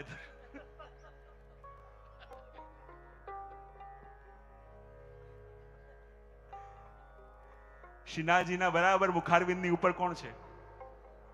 હા, મોર. વાહ, નો મોર. હા, કોણ છે? ગરુડ. શુક. શ્રીનાથજીના બરાબર મુખારવિંદની ઉપર બેઠું છે કોણ છે? શુક છે. અને મહાપ્રભુજી કહે છે એ શુક શું છે? બોલે એ રાધાજીનો શુક છે. સુવા પઢાવત સારંગ નયની પદ આપણે ત્યાં આવે છે ને. અને શુક કોણ છે? એ શુક શુકદેવજી. અને શુકદેવજીનો દર્શન કરાવી ભાગવતની સંગતિ. પ્રથમ સ્કંદમાં શુકદેવજીનું આગમન, દ્વિતીય સ્કંદમાં શુકદેવજી આ ભાગવતનો ઉપદેશ પ્રારંભ કર્યો. અને જો આ શુક છે ને સદા શ્રી રાધાજીની પાસે રહે અને રાધાજીની પાસે રહી સદા રાધા રાધા રાધા જપે, ત્યારે રાધાજીએ કહ્યું, શુક રાધા મામ વદ, વદ કૃષ્ણ કૃષ્ણ. અને કૃષ્ણ નામની દીક્ષા રાધાજીએ એ શુકદેવજીને આપી અને રાધાજી શુકદેવજીના ગુરુ થયા. અને રાધાજી માટે શુકદેવજીને એટલી આસક્તિ કે જે વખતે રાધા નામનો ઉચ્ચાર કરે અને શુકદેવજીને 6 મહિનાની સમાધિ લાગી જાય. અને માટે ભાગવતજીમાં સ્પષ્ટ રાધા નામનો ઉલ્લેખ શુકદેવજી કરતા નથી. કેમ? કારણ કે પરીક્ષિતની પાસે માત્ર 7 દિવસ છે અને જો એકવાર રાધા નામ મારા મુખમાં આવ્યું તો 6 મહિનાની સમાધિ લાગી જાય. અને 6 મહિનાની સમાધિ લાગી ગઈ તો આનો ઉદ્ધાર કેવી રીતે થાય? તો ઉપર રહેલા શુકદેવજી એટલે જેની સંગતિ પ્રથમ સ્કંદ દ્વિતીય સ્કંદ સાથે, એક તરફ એક ગાય અને વાછરડું દેખાય છે. જોઈને તો બોલો, બહુ સરસ. ગાય અને વાછરડું દેખાય છે. એ શું છે? બોલે પ્રથમ સ્કંદની અંદર જે ગાય અને બળદ રૂપે પૃથ્વી અને ધર્મ છે એની સંગતિ એની સાથે છે. પછી એક તરફ પીઠિકામાં એક મુનિ બેસેલા દેખાય છે. હા, એક મુનિ છે એક તરફ. અને કદાચ બધાના ઘરમાં શ્રીનાથજી બાવાનું ચિત્ર બિરાજતું હશે પણ કોઈએ ધ્યાનથી દર્શન કર્યા? બહુ સરસ. મેં પહેલા એ કહ્યું હતું ને, એક હોય જોવું, એક હોય નિરખવું, એક હોય નિરીક્ષણ કરવું. એ મુનિ છે નર અને નારાયણ ચતુર્સ્કંદ. એક તરફ આપણે દર્શન કરીએ તો શ્રીનાથજી બાવા ઊભા છે. તો ક્યાં ઊભા છે? હા, શ્રી ગિરિરાજજીની કંદરામાં. શ્રી ગિરિરાજજી પર્વત કહીએ તો એ પંચમ સ્કંદ જેમાં ભૂગોળનું વર્ણન આવે એની સંગતિ. છઠ્ઠું સ્કંદ પુષ્ટિ લીલા. એક તરફ જોઈએ ને ગાય અને વાછરડું છે તો પુષ્ટિ કોને કહેવાય? પ્રભુની એવી કૃપા જ્યાં જીવની પાત્રતા જોયા વિના પ્રભુ કૃપા કરે. અને ગાય અને વાછરડું શું બતાવે છે? એ વાછરડું એની માને કેટલાય સિંગડા મારે, કેટલું એ માથું મારે, પણ એની માં તો સદા એને મીઠું દૂધ આપીને પોષણ કરે. એને જ કહેવાય પુષ્ટિ. અને એ પુષ્ટિ લીલા. 7મો સ્કંદ શ્રીનાથજી બાવાની પીઠિકામાં એક સિંહ દેખાય છે. હા કે ના તો પાડો? ક્યાં છે બતાવો. તમને એમ કે બોલીશું હા કહીશું એટલે સાચું જ આવશે. દેખાય છે ક્યાં છે? સિંહ દેખાય છે. એની સંગતિ શ્રીમદ ભાગવતજીના 7મ સ્કંદ સાથે, કારણ કે એમાં ભગવાન નરસિંહની ચરિત આવે છે. હવે જો 8મો સ્કંદ, જેમાં કાલ ગણના, જેની અંદર આપણે કહીએ કે સમુદ્ર મંથનની કથા આવે તો શ્રીનાથજી બાવાના શ્રીઅંગમાં એક નાગ પણ દેખાય છે, પીઠિકામાં પણ એક સર્પ છે. એ શું છે? એની સંગતિ અષ્ટમ સ્કંદ સાથે.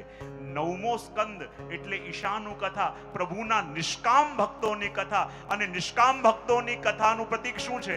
શ્રીનાથજીની કંદરામાં એક મયુર પણ છે કે નહીં? હા, મોર છે કે નહીં? અને મોર પ્રતીક છે 9મ સ્કંદ સાથે નિષ્કામ ભક્તોની કથા.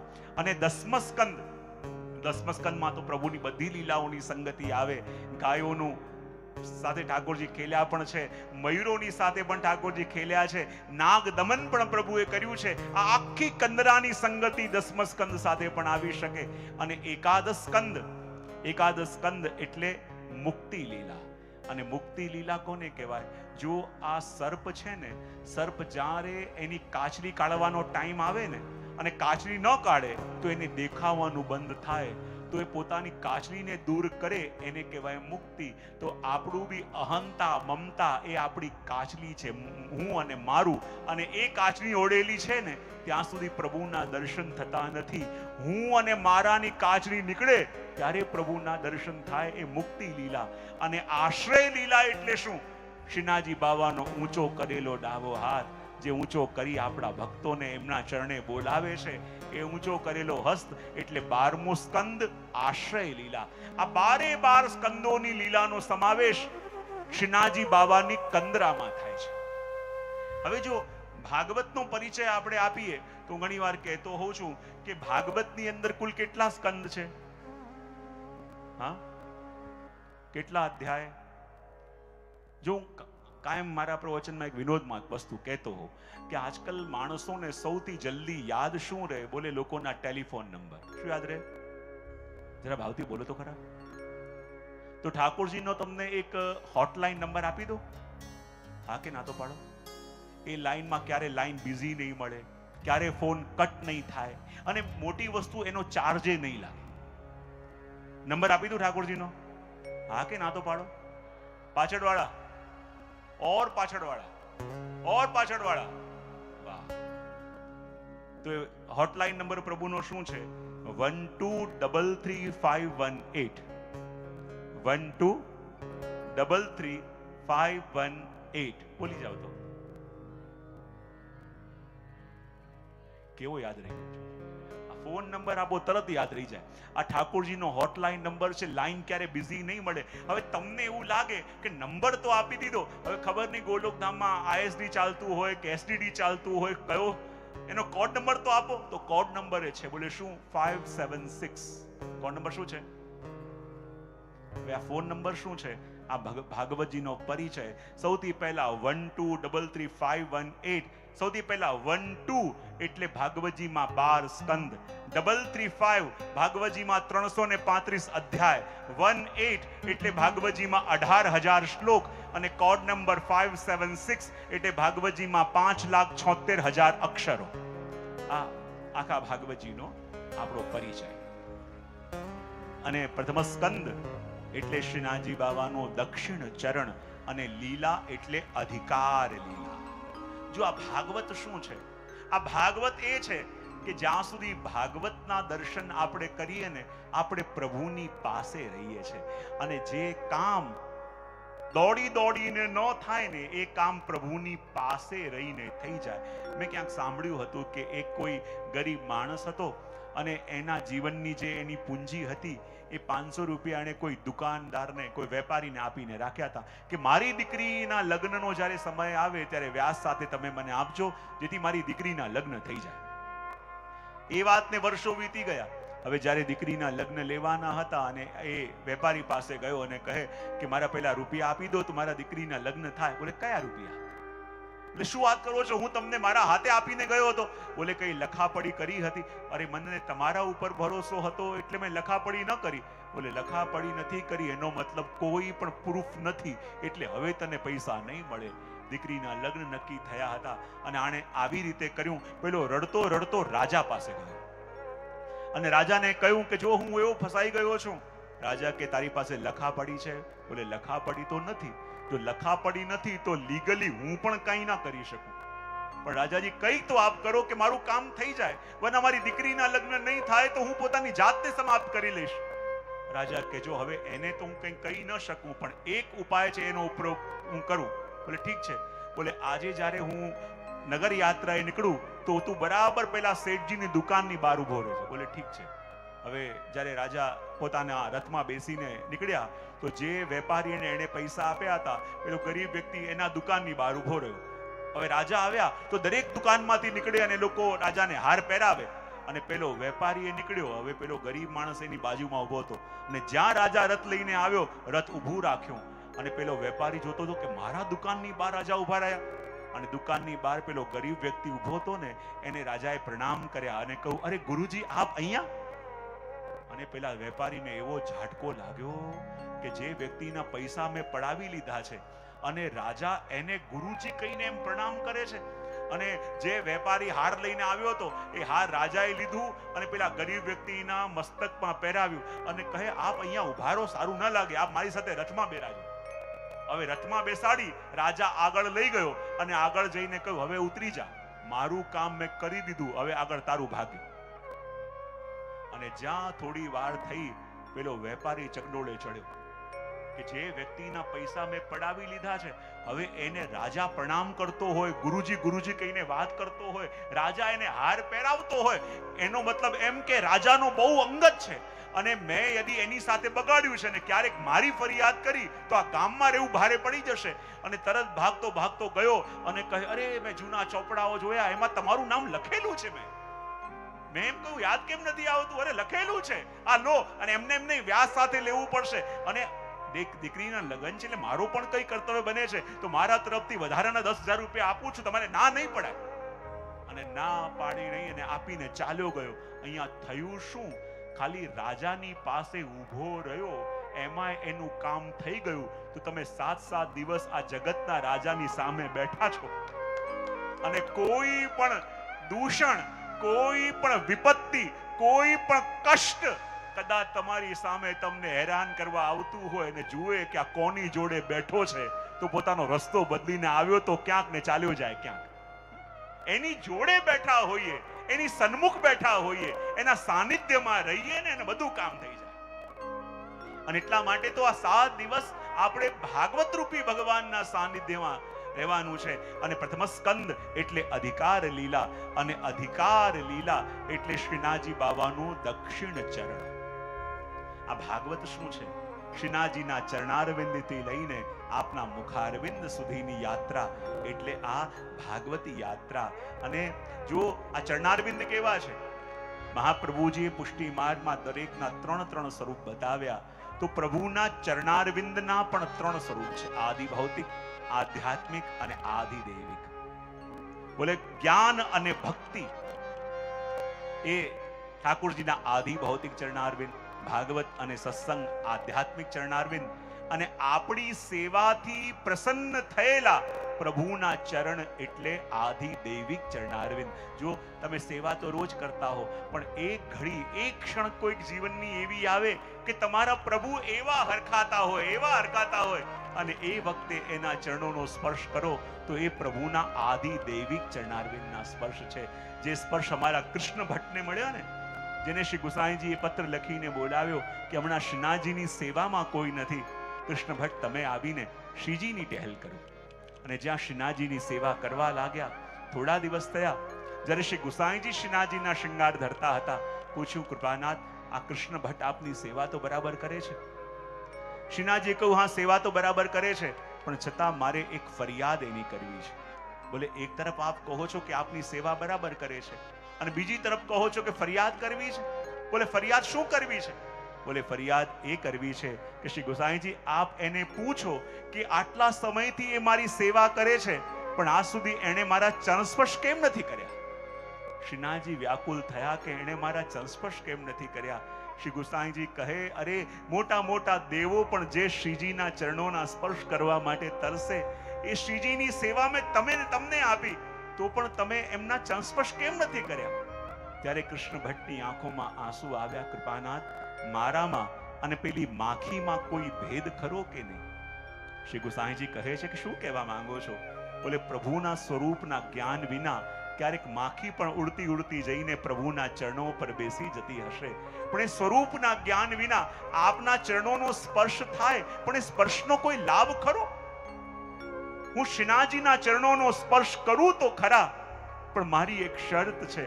શ્રીનાથજી આજ્ઞા કરી રહ્યા છે કે એમના ચરણોનો સ્પર્શ કર, પણ હું એ ચરણોનો સ્પર્શ ત્યારે કરું કે જ્યારે હું પ્રભુના ચરણોનો સ્પર્શ કરું અને જેટલું સુખ મને મળે એના કરતા વધારે સુખ મારા શ્રીજીને મળવાનું હોય તો હું આપના ચરણોનો સ્પર્શ કરું. શ્રી ગુસાઈજીએ ફરીને શ્રીનાથજીની ઓર જોયું અને શ્રીનાથજી કહે, હા કૃષ્ણ ભટ્ટ, આવીને મારા ચરણ સ્પર્શ કર અને હું તને ખાતરી આપું છું કે જ્યારે મારા ચરણોનો સ્પર્શ તું કરશે તો તને જેટલું સુખ મળે એના કરતા વિશેષ સુખ મને મળશે. ત્યારે કૃષ્ણ ભટ્ટે કહ્યું, હું પણ શ્રી ગુસાઈજીનો સેવક છું અને ટેકીલો છું.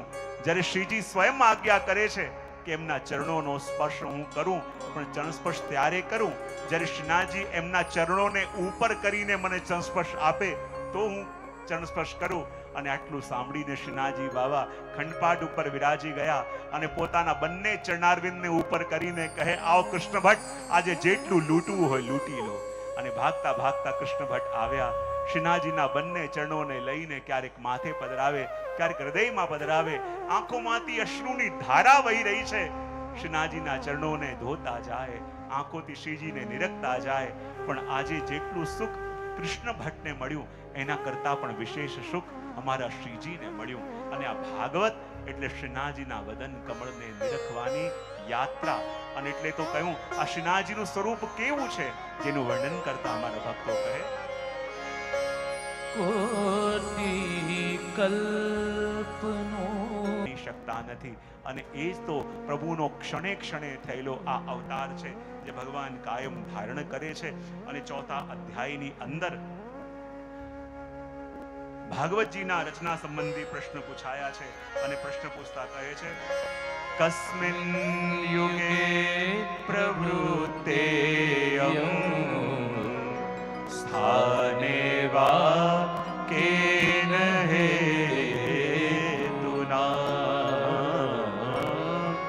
કુત સંચોલિત કૃષ્ણ કૃતવાન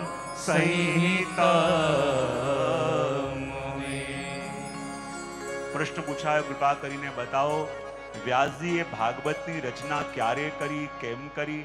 અને એમના પુત્ર સુખદેવજી એ તો એવા ભક્ત કે જેની પાસે જ્ઞાન દ્રષ્ટિ છે, તો પછી એમણે આ ભાગવતજીનું અધ્યયન કેમ કરવું પડ્યું? કૃપા કરીને સમજાવો. અને કૃપા કરીને એ પણ બતાવો કે પરીક્ષિત કે જેને માતાના ગર્ભની અંદર ભગવાનના દર્શન થયા એને બ્રાહ્મણનો શ્રાપ કેમ કરીને મળ્યો? અને આ બધા પ્રશ્નો જ્યારે પૂછાયા અને વર્ણન કરતા કહે કે દ્વાપર યુગની સમાપ્તિનો સમય છે. વ્યાસજી પોતાના આશ્રમમાં બેસેલા છે અને આશ્રમમાં બેસીને એમણે કલયુગના દર્શન કર્યા. અને કલયુગના દર્શન કરીને શું જોયું કે કલિકાલની અંદર લોકોની પાસે બધો સમય હશે પણ સમય નહીં હોય, તો પ્રભુ માટે સમય નહીં હોય તો આ વેદોનું અધ્યયન કોણ કરશે? વેદોનો વિસ્તાર કર્યો. બોલે વેદો ઉપર દરેકનો અધિકાર નથી. 17 પુરાણ અને મહાભારતની રચના કરી તો પણ મનની અંદર અશાંતિ લાગી રહી છે. લાગી રહ્યું છે જાણે પ્રભુ મારાથી કંઈક કરાવવા માંગે છે પણ મને જડતું નથી. પ્રભુ કંઈક ચાહે છે કે હું કંઈક કરું, પણ શું કરવા પ્રભુ માંગે છે એ મને સમજાતું નથી. જ્યારે માણસના મનમાં કંઈ સમજ ન આવે અને જ્યારે શું કરવું છે એ ન સમજાય ત્યારે કોઈ સંતના શરણે જાઉં, કોઈ ભક્તના શરણે જાઉં. અને થયું એવું, મનમાં ચિંતા થઈ, પ્રભુએ પ્રેરણા કરી અને નારદજી આશ્રમમાં આવ્યા. અને જ્યારે નારદજીના દર્શન કર્યા, વ્યાસજી કહેવા લાગ્યા, અરે કોઈ ભક્ત મારા ઘરે પધાર્યું છે. જરૂર આજે પ્રભુએ મારા ઉપર ખૂબ મોટી કૃપા કરી, એના સિવાય કોઈ ભક્તના દર્શન ન થાય, કોઈ સંતના દર્શન ન થાય. પ્રભુ મળવા સહેલા પણ ભગવદીના દર્શન કરવા બહુ અઘરા. ભગવાન તો ઘટઘટમાં છે પણ એ સંતો, એ ભક્તો વિરલા છે. અને એ મળ્યા તો માનવું પ્રભુની વિશેષ કૃપા થઈ છે. અને હાથ જોડીને પૂછ્યું, કૃપા કરીને બતાવો. વેદોનો વિસ્તાર કર્યો મહાભારતની રચના કરી, 17 પુરાણોની રચના કરી, તો પણ મને લાગે છે કે અંદર કંઈક ખૂટી રહ્યું છે. જાણે પ્રભુ મારાથી કંઈક કરાવવા માંગે છે, પણ એ મને જડતું નથી. કંઈક તો રસ્તો બતાવો. અને ત્યારે નારદજી કહે છે કે જો વ્યાસજી, આપ પ્રભુના અવતાર છો, જ્ઞાનાવતાર છો, પણ એક વસ્તુ યાદ રાખજો, ભગવાને ગમે તેટલી મધુર વાણી આપી હોય, પ્રભુએ ગમે તેટલું વાક્ય રચના આપી હોય, પણ એ વાણીનો ઉપયોગ યદિ પ્રભુના ગુણગાનમાં થયો નથી તો એ વાણીનો કોઈ મોલ નથી. વિચાર કરો, જ્યારે તાનસેનજી ઠાકોરજીની આગળ ગાવા માટે આવ્યા અને ખૂબ એમણે પોતાની ગાયકી બતાવી, પણ જ્યારે ગાન પૂરું કર્યું, શ્રી ગુસાઈજીએ સ્વર્ણ મુદ્રાથી ભરેલો થાળ આપ્યો, રાજગાયક છે, અને એની ઉપર એક કૌડી પણ મૂકી. તાનસેનજી કહેવા લાગ્યા કે આપ સંગીતના કદરદાન છો, અને આ સ્વર્ણ મુદ્રાથી ભરેલો થાળ મને આપ્યો એ તો સમજમાં આવ્યું, પણ ઉપર એક કૌડી કેમ મૂકી? બોલે, આપ બહુ મોટા રાજગાયક છો, ખૂબ મોટા સંગીતજ્ઞ છો, માટે આપના સન્માન માટે આ સોનાનો થાળ આપ્યો, પણ આપના સંગીતમાં મને ક્યાંય પ્રભુની ભક્તિ ના લાગી, માટે અમારા માટે એની કિંમત આ એક કૌડી બરાબર છે. જેની વાણીમાં પ્રભુના ગીત હોય, પછી ભલે એની પાસે સુર હોય કે ન હોય, પણ જેના સુરમાં ભક્તિ ભળેલી હોય ને, તો ભગવાન પોતે સુધારીને પણ એ વાંચી લે. અમારા શ્રીનાથજી બાબા એવા છે કે જેટલા વાલા એમને ગોવિંદ સ્વામીના પદો છે ને, એટલા જ વાલા એમને રૂપો પોરિયા પણ લાગે છે. કે જ્યારે રૂપા પોરિયાને સેવા આપી હતી કે શ્રીનાથજીની પોલમાં પહેરો ભરજે, અને કોઈ રાતે આવે નહીં એટલા માટે ત્યાં પહેરો ભરજે કે કોઈ બહારનો અંદર ના આવે, અંદરનો બહાર ના જાય. અને રૂપા પોરિયા આખી રાત ત્યાં શ્રીનાથજીની ગલીમાં પહેરો ભરે, અને જ્યારે સવાર પડે ત્યારે શ્રીનાથજીની મંગળાના દર્શન કરીને સુવા જાય. હવે એક વાર થયું એવું કે જ્યારે સવારે મંગળામાં દર્શન કરવા ગયા, તો ત્યાં ગોવિંદ સ્વામી મંગળામાં કીર્તન કરતા હતા અને ગાતા હતા કે જાગીએ ગોપાલ લાલ ભોર ભયો પ્યારે. અને આ સાંભળતાની સાથે રૂપા પોરિયાને એવો આનંદ આવી ગયો કે કેવો સુંદર પદ છે, જાગીએ ગોપાલ લાલ ભોર ભયો પ્યારે. ક્યારેક ગોવિંદ સ્વામીને જુએ, ક્યારેક શ્રીજીને જુએ, શ્રીજીની આંખો ધીમે ધીમે રસમગ્ન બનેલી છે. અને જ્યારે પાછો આવ્યા ત્યારે આખો દિવસ એ જ પંક્તિ રૂપા પોરિયાના મનમાં ગૂંજતી રહે, જાગીએ ગોપાલ લાલ ભોર ભયો પ્યારે, જાગીએ ગોપાલ લાલ. હવે આજે રાતે જ્યારે પહેરો ભરતા હતા તો રૂપા પોરિયાની નિંદર આવવા લાગી, અને એને કહ્યું, મેં સાંભળ્યું છે બહુ નિંદર આવતી હોય ને તો ઘાંટા પાડી પાડીને કોઈ ગીત ગાઈએ તો નિંદર ઉડી જાય. અને અડધી રાતે ઘાંટા પાડી પાડીને કહેવા લાગ્યા, જાગીએ ગોપાલ લાલ ભોર ભયો પ્યારે, જાગીએ ગોપાલ લાલ. આજુબાજુ વાળા બધા જાગી ગયા. વિચાર કરે, અને જગાવવાની સેવા મળી છે કે પોઢાવાની? રાતે ઘાંટા પાડી પાડીને સુડાવે, બૂમ પાડે છે. અને ફરિયાદ ગઈ ગોવિંદ સ્વામી પાસે, અને ગોવિંદ સ્વામીની પાસે ફરિયાદ ગઈ કે આટલા દિવસથી રોજ રૂપા પોરિયા મોટેથી ઘાંટા પાડે છે, અમે સુઈ શકતા નથી. ગોવિંદ સ્વામીએ રૂપા પોરિયાને બોલાવ્યો અને કહ્યું કે તું રોજ ઘાંટા પાડે છે? બોલે, હું તો આપનું પદ ગાઉં છું. ગોવિંદ સ્વામી કે આ પદ મેં મંગળામાં ગાયું તું, અડધી રાતે નહીં, ખબરદાર કાલથી પદ ગાયું છે.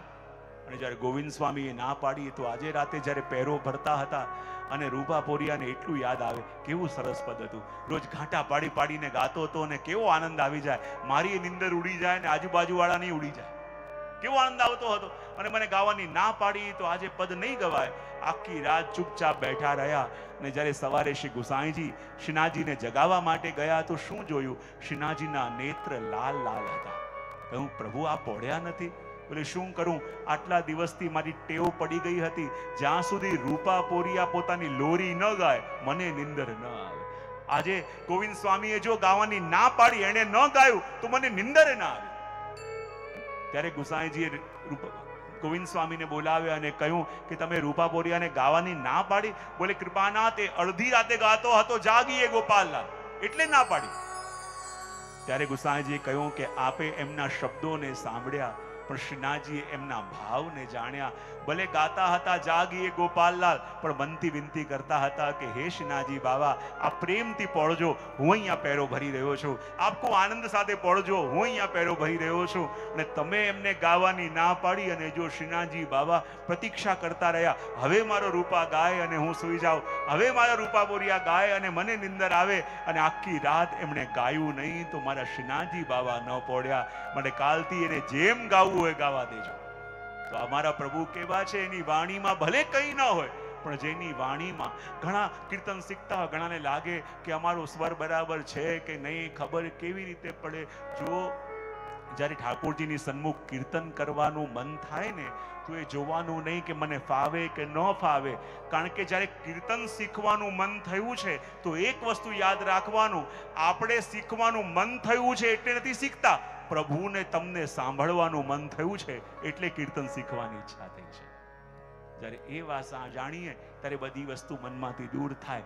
અને ત્યારે નારદજીએ પોતાના પૂર્વજન્મનો ઇતિહાસ પણ કહ્યો કે કેવી રીતે એક દાસી પુત્ર હતો, પણ જીવનમાં મળેલા સંગને કારણે મારું જીવન બદલાયું. અને જુઓ, આ દેવર્ષિ રૂપે હું પ્રભુની પાસે જાઉં છું અને પ્રભુના દર્શન સુલભ થયા છે. તો હે વ્યાસજી, આપ પણ એક એવો ગ્રંથ લખો કે જે ગ્રંથનું દર્શન કરીને આ જગત નહીં, સ્વયં જગદીશ વહાલા લાગે.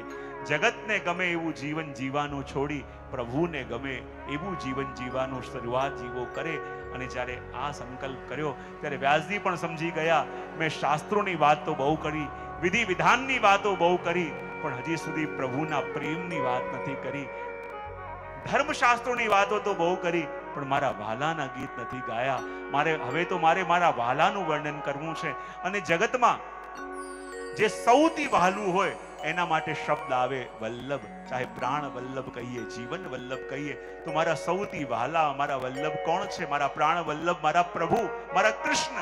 તો દુનિયાની વાતો તો બહુ કરી, પણ હવે તો મારે મારા વહાલાના, મારા વલ્લભના ગુણગાન ગાવા છે. અને ત્યારે વ્યાસજીના મનના ભાવ હતા, વલ્લભ ગુણ ગાવા રે ગાવા રે, વલ્લભ ગુણ ગાવા રે ગાવા રે, વલ્લભ ગુણ ગાવા. જય હો, જેને પણ વલ્લભ ગુણ ગાવા રે ગાવા રે, અવસરિયા નહીં આવે આવારે આવારે આવારે, વલ્લભ ગુણ ગાવા રે ગાવા રે, વલ્લભ ગુણ ગાવા રે ગાવા રે.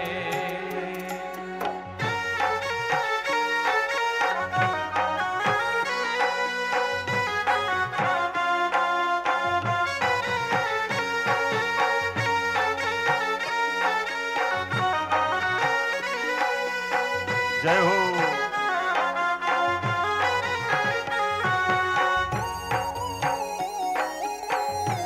सभी की तालियां एक साथ.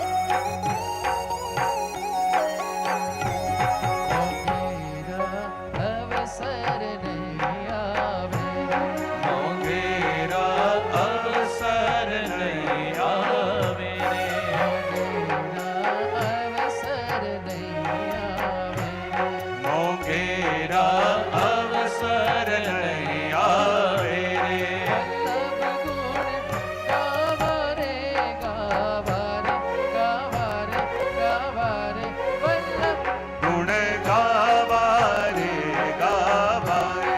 વલ્લભ જય હો. ગાવા રે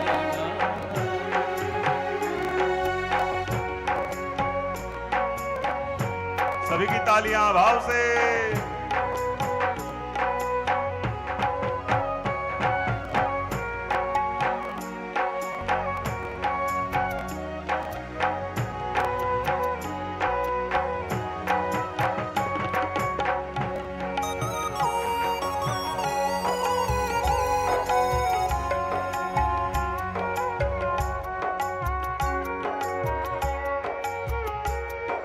जय हो.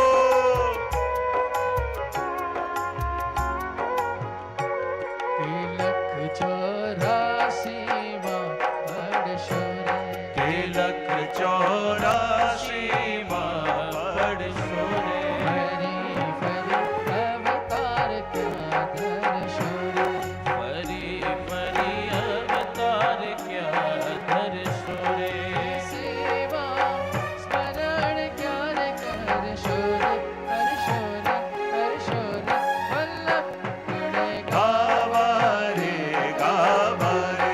વલ્લભ ગુણ ગાવા રે ગાવા રે. બધાની તાળીઓ એક સાથે.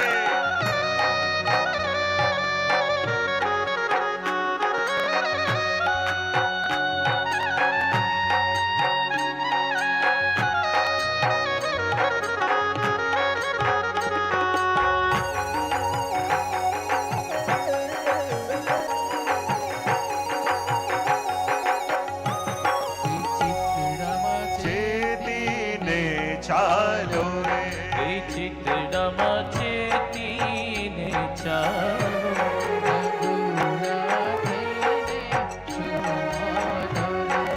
નગુણા થઈને શું માનો રે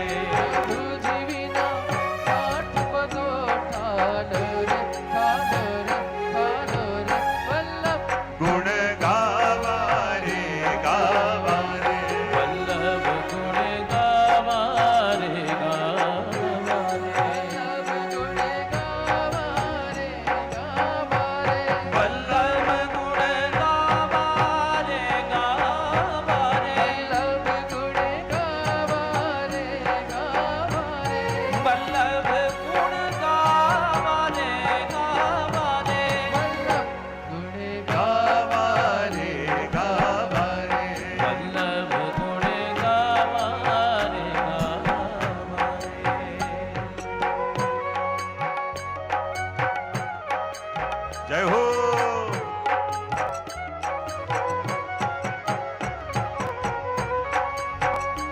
सभी की तालियां भाव से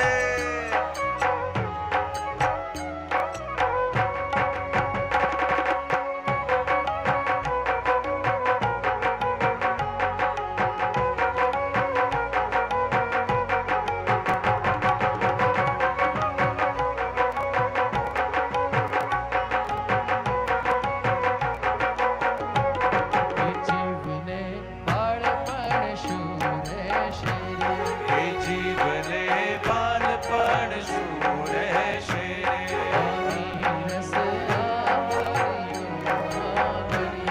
અમીરસ આમલિયો આંગણીએ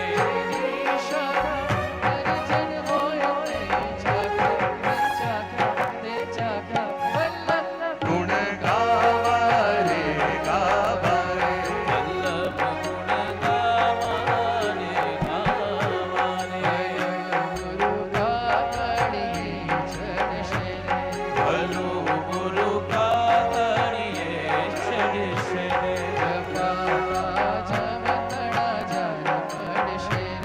જપાટા જમતણા જરે પડશે રે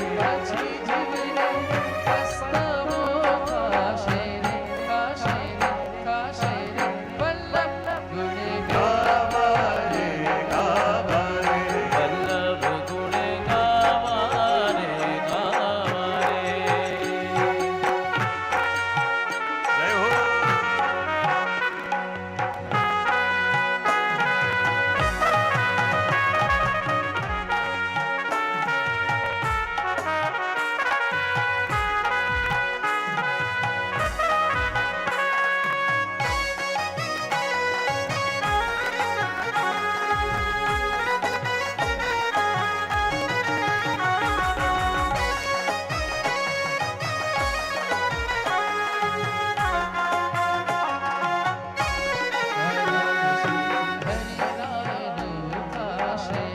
તાર્યું તે શ્રી હરિરાયનું થાશે રે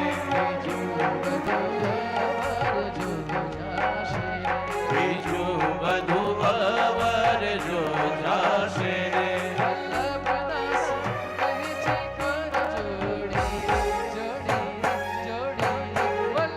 गुण गावा रे गावा रे વલ્લભ ગુણ जय हो ગાવા રે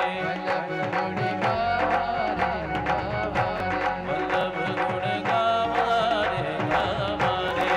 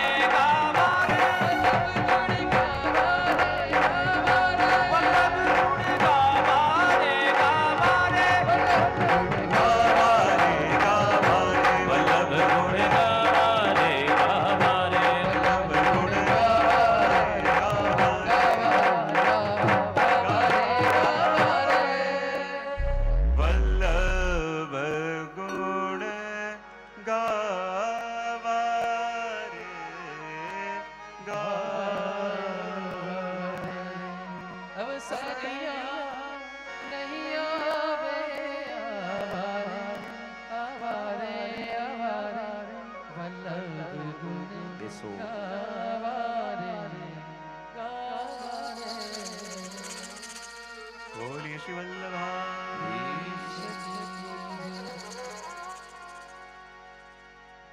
જે પોતાની જગ્યામાં બોલ્યા વિના સૌથી વહેલા બેસે એને આજ સ્પેશિયલ પ્રાઇઝ પલ્લવીબેન અને અર્ચનાબેન આપવાના છે.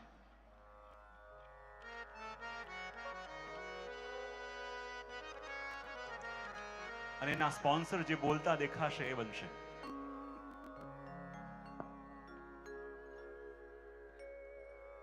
બોલીએ કૃષ્ણ કનૈયા લાલ કી જય.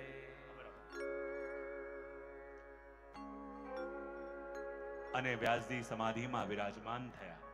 અને સમાધિમાં વિરાજમાન થયા અને જે દર્શન કર્યું એ ભાગવત સ્વરૂપે આ ગ્રંથના રૂપમાં આપણને પ્રાપ્ત થયું. હવે ભાગવતજીની રચના તો થઈ ગઈ, પણ ચિંતા થઈ વ્યાસજીને કે આ ભાગવતનો પ્રચાર કોણ કરશે? આ ભાગવત હું સૌથી પહેલા આપું તો કોને આપું?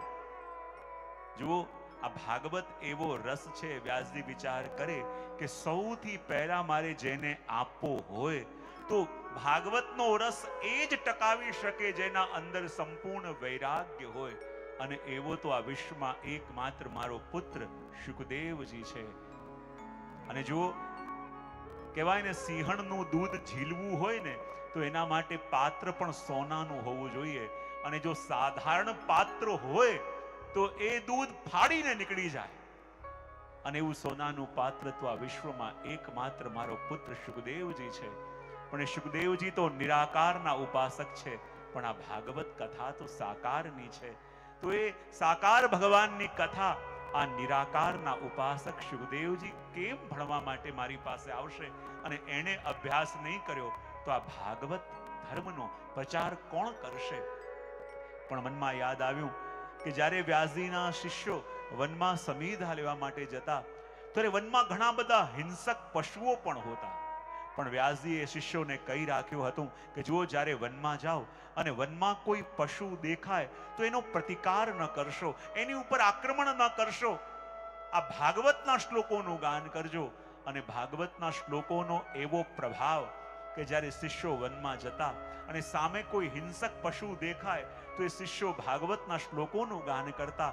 અને જ્યાં ભાગવતના શ્લોકોનું ગાન થાય એ હિંસક પશુઓની પણ સમાધિ લાગી જતી, આંખોમાંથી પ્રેમાશ્રુ આવવા લાગતા અને સ્તબ્ધ બનીને ભાગવતના શ્લોકોનું શ્રવણ કરતા. તો અહીંયા વ્યાસજી વિચાર કરે કે મારા ભાગવતના જે શ્લોકો હિંસક પશુઓની વૃત્તિને પણ બદલી શકે એમ છે, તો એ શ્લોક મારા પુત્ર શું શુકદેવજીની વૃત્તિને બદલી નહીં શકે? શિષ્યોને કહ્યું કે તમે જાઓ અને મારા પુત્ર શુકદેવજી જ્યારે સમાધિમાં બેસવા માટે આવે એની પાસ ઝાડીઓમાં સંતાઈ ભાગવતના શ્લોકોનું ગાન એવી રીતે કરો કે ગાન એમના કાનો સુધી પડે. પણ ધ્યાન રાખજો, સમાધિમાં બેસે એનાથી પહેલા ગાન કરજો. જો સમાધિમાં ચાલ્યા ગયા તો કઈ સાંભળી નહીં શકે. અને શિષ્યો પણ ચતુર હતા, જઈને જાણી આવ્યા કે શુકદેવજી કયા સમયમાં સમાધિ માટે અહીંયા આવે છે. અને એમના આવાથી પહેલા શિષ્યો આવીને આસપાસની ઝાડીઓમાં સંતાઈ ગયા. અને જ્યાં ઝાડીઓમાં સંતાઈ ગયા અને શુકદેવજીના આવવાનો સમય થયો અને સૂરજની પહેલી કિરણ ઉગી પૃથ્વીને સ્પર્શી અને આખી પૃથ્વી સોનેરી રંગના પ્રકાશમાં ચમકવા લાગી. અને જાણે એવું લાગી રહ્યું છે કે આ સ્વર્ણની પ્રકાશથી આખી ભૂમિ જગમગી રહી છે. અને ત્યાં સામે ઝાડીઓના હટવાનો અવાજ આવ્યો. બધા શિષ્ય સાવધાન થયા અને એ દિશામાં જોવા લાગ્યા કે જ્યાંથી ઝાડીઓના હટવાનો અવાજ આવતો હતો. અને જ્યાં સામે જોયું અને શુકદેવજી મહારાજના દર્શન થયા. 16 વર્ષની ઉંમર છે, દિગંબર અવસ્થા છે, આજાન બાહુ છે. અને જ્યારે ચાલતા ચાલતા બંને હાથોથી ઝાડીઓ હટાવીને આવી રહ્યા છે અને એવું તેજ કે શિષ્યો દંગ થઈ ગયા કે જે આકાશમાં ઉગે છે એને સૂર્ય કહું, કે મારી સામે ચાલીને આવે છે એને સૂર્ય કહું. અરે એને કારણે આ પ્રકાશિત છે કે આવા ભક્તને કારણે એ પ્રકાશિત છે. જાણી ન શક્યા. પણ જ્યાં આવીને નદીમાં સ્નાન કર્યું અને પદ્માસન લગાવીને ધ્યાનમાં બેસે. શિષ્યોએ કહ્યું, ગુરુજીએ કહ્યું હતું કે ધ્યાનમાં બેસે એનાથી પહેલા ગાન કરો. જો સમાધિમાં ચાલ્યા ગયા કઈ શ્રવણ નહીં કરે. અને સૌથી પહેલા પ્રભુના સ્વરૂપનું વર્ણન કરતા, શ્લોકોનું ગાન કરતા વ્યાસજીના શિષ્યો. સુખદેવજી આંખો બંધ કરીને બેઠા છે પદ્માસન લગાવી, અને ઝાડીઓમાં સંતાઈને શિષ્યો ગાઈ રહ્યા છે અને પ્રભુના સ્વરૂપનું વર્ણન કરતા કહી રહ્યા છે. બરહા પીડમ નટવર બપુ કર્ણયો કર્ણિકારમ બિભ્રદ્વાસ કનક કપીશમ વૈજયં કિં ચ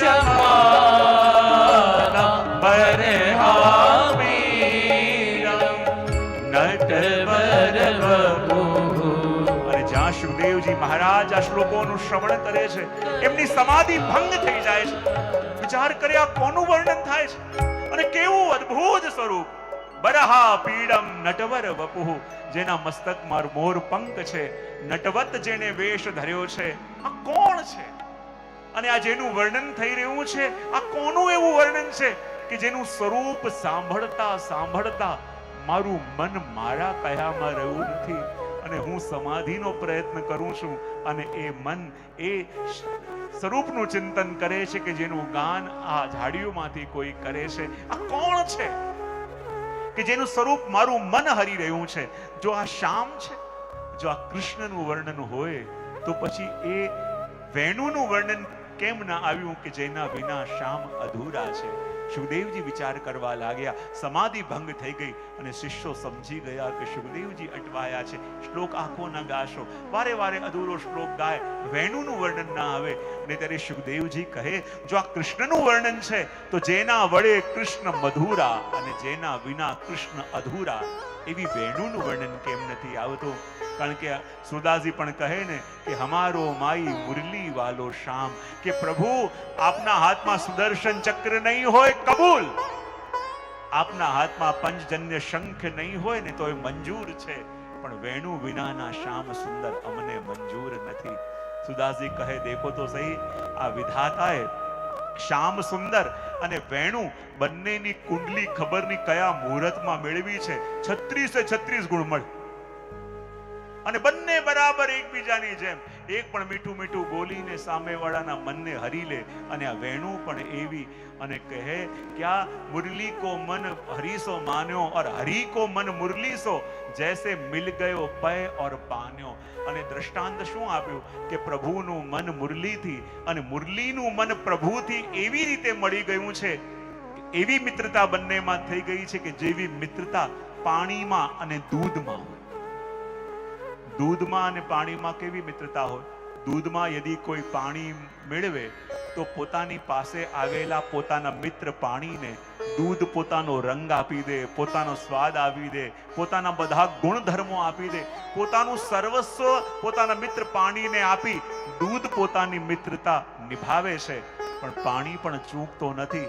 જ્યારે દૂધને અગ્નિ પર ગરમ કરવા માટે રાખવામાં આવે અને પાણી વિચાર કરે કે મારા એ મિત્રને જલાવી રહ્યો છે કે જેણે પોતાનું સર્વસ્વ મને આપી દીધું, અને જ્યારે દૂધને ગરમ કરવા માટે અગ્નિમાં મૂકવામાં આવે તો પોતાના મિત્ર દૂધને બચાવવા માટે પાણી પોતાને બાળી દે છે, પણ પોતાના મિત્રની રક્ષા કરી પોતાની મિત્રતા નિભાવે છે. પણ જો અહીંયા પણ દૂધ ચૂકતો નથી કે મને બાળવા માટે અગ્નિમાં મૂકવામાં આવ્યો અને મારી રક્ષા કરવા માટે પાણીએ મારા મિત્રે પોતાને બાળી લીધો. જો મારો મિત્ર ન રહે તો હું પણ નહીં રહું, એમ વિચાર કરી દૂધમાં ઉભરો આવે અને દૂધ ઉભરાઈ ઉભરાઈ અગ્નિમાં પડવા લાગે કે મારો મિત્ર ન રહે તો હું પણ ન રહું. ત્યાં જ કોઈ બહારથી આવે અને આવીને પાણીના છીટા મારે અને જ્યાં પોતાના મિત્રનો સ્પર્શ થાય તો શાંત થઈને દૂધ નીચે બેસી જાય. તો જેવી મિત્રતા દૂધમાં અને જલમાં, બરાબર એવી મિત્રતા અમારા પ્રભુમાં અને આ મુરલીમાં અંદર છે. તો કહે કે આ કેમ વર્ણન ના આવ્યું? પણ જ્યારે ખબર પડી કે આ તો પ્રભુનું વર્ણન થઈ રહ્યું છે, લાગ્યું કે આમનું સ્વરૂપ તો સાકાર છે અને હું તો નિરાકારનો ઉપાસક છું, કારણ કે સાકાર પ્રભુની સેવા કરવી હોય તો એમાં વસ્તુઓ પણ જોઈએ, એમાં વિધિ પણ જોઈએ, એમાં બધું સાધન પણ જોઈએ. અને મારી પાસે તો કંઈ છે નહીં, તો એની સેવા કેમ કરીને કરી શકું? તો શિષ્યોએ પહેલો શ્લોક ગાયો જેમાં ભગવાનના સ્વરૂપનું વર્ણન કર્યું, અને હવે બીજો શ્લોક ગાય છે એમાં ભગવાનના સ્વભાવનું વર્ણન કરતા કહી રહ્યા છે, અહો બકીયં સ્તનકાલકૂટં જિઘ્રાસયાપયદપ્યસાદ્રી લેવે ગતિધા તુચિતાં તતોન્યં કંબદયાલુ શરણં વ્રજેમ કંબદયાલુ શરણં વ્રજેમ. ભગવાનના સ્વભાવનું વર્ણન કરતા શિષ્ય કહેવા લાગ્યા, પ્રભુ કેવા? અહો બકીયમ સ્તનકાલકૂટમ. અને જ્યારે આ પ્રભુના સ્વભાવનો પરિચય સાંભળ્યો ને, સુખદેવજીની આંખોમાંથી પણ આંસુ આવી ગયા કે શું પ્રભુનો સ્વભાવ એવો? કેવા મારા પ્રભુ? અહો બકીયમ સ્તનકાલકૂટમ, કે જેની પાસે પૂતના આવી હતી પ્રભુની સેવા કરવા નહીં, પ્રભુને મારવા માટે, પ્રભુને સુખ આપવા માટે નહીં, પ્રભુને વિષ આપવા માટે. પણ જુઓ તો ખરા મારા પ્રભુનો કેવો સ્વભાવ કે પોતાને વિષ આપવા માટે આવેલી પૂતનાને પણ ભગવાને એ ન જોયું કે આ રાક્ષસી છે, ભગવાને એટલું જ જોયું કે આ કોઈ પણ છે, આવી છે તો મારી ગોપીનું રૂપ લઈને. ભગવાને એ ન જોયું કે મને વિષ પાવા માટે આવી છે, ભગવાને એટલું જ જોયું કે આ પણ એ જ કામ કરવા આવી છે જે મારી યશોદા મૈયા રોજ કરે છે. અને પોતાને વિષ પાવા માટે આવેલી પૂતનાને પણ જેણે મારીને માતા યશોદા મૈયાની ગતિ આપી, એવી કૃપા મારા પ્રભુ સિવાય કોણ કરી શકે? જે માણસની પ્રકૃતિ પણ જોતા નથી, માત્ર કૃતિ જોઈને કૃપા કરી દે, એ કૃષ્ણ સિવાય બીજો કોણ હોઈ શકે? કયા ભાવે કરે છે એ પણ જોતા નથી, કરે છે તો ખરા એટલું જોઈને પણ જે કૃપા કરી દે એ જ તો કૃષ્ણ છે. અને જ્યારે આ શ્લોક સાંભળ્યો, પ્રભુનો સ્વભાવ સાંભળ્યો કે એ બીજું કાંઈ ચાહતા નથી, એ તો ભક્તોનો પ્રેમ ચાહે છે. અને આવીને પૂછ્યું કે આ શ્લોક કોની રચના છે? બોલે આ તો અમારા ગુરુદેવ વ્યાસજીની રચના છે. અને ત્યારે સુખદેવજીને ખબર પડી આ તો મારા પિતાની રચના છે. અને આજે વર્ષો પછી પિતાના આશ્રમમાં પધાર્યા, વંદન કર્યા અને વિધિવત શ્રીમદ ભાગવતનું અધ્યયન કર્યું. અને પ્રશ્નનો ઉત્તર પણ મળ્યો. અને આગળ પૂછાયો, કૃપા કરી બતાવો કે જે પરીક્ષિતને માતાના ગર્ભની અંદર ભગવાનના દર્શન થયા, એને બ્રાહ્મણનો શ્રાપ કેવી રીતે મળ્યો? તો કહ્યું પ્રશ્ન તો બહુ સરસ છે, પણ 6:45 થઈ ગયા છે, ફૂલ ફાક પણ છે, બીજો ક્રમ પણ છે, માટે એનો ઉત્તર હું તમને કાલે બપોરે 3 વાગે આપીશ. તો આજના સત્રને આપણે અહીંયા વિરામ કરીશું. વિશેષ ક્રમ પણ આજે છે, અમુક એનાઉન્સમેન્ટો પણ છે.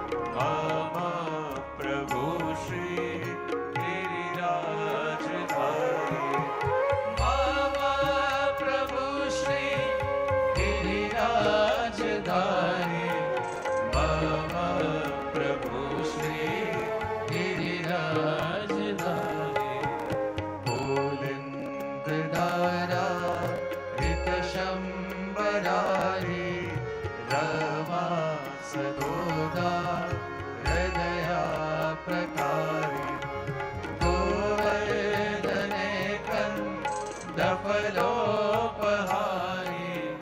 मम प्रभु श्री गिरिराजधारी मम प्रभु श्री गिरिराजधारी मम प्रभु श्री करंद जाको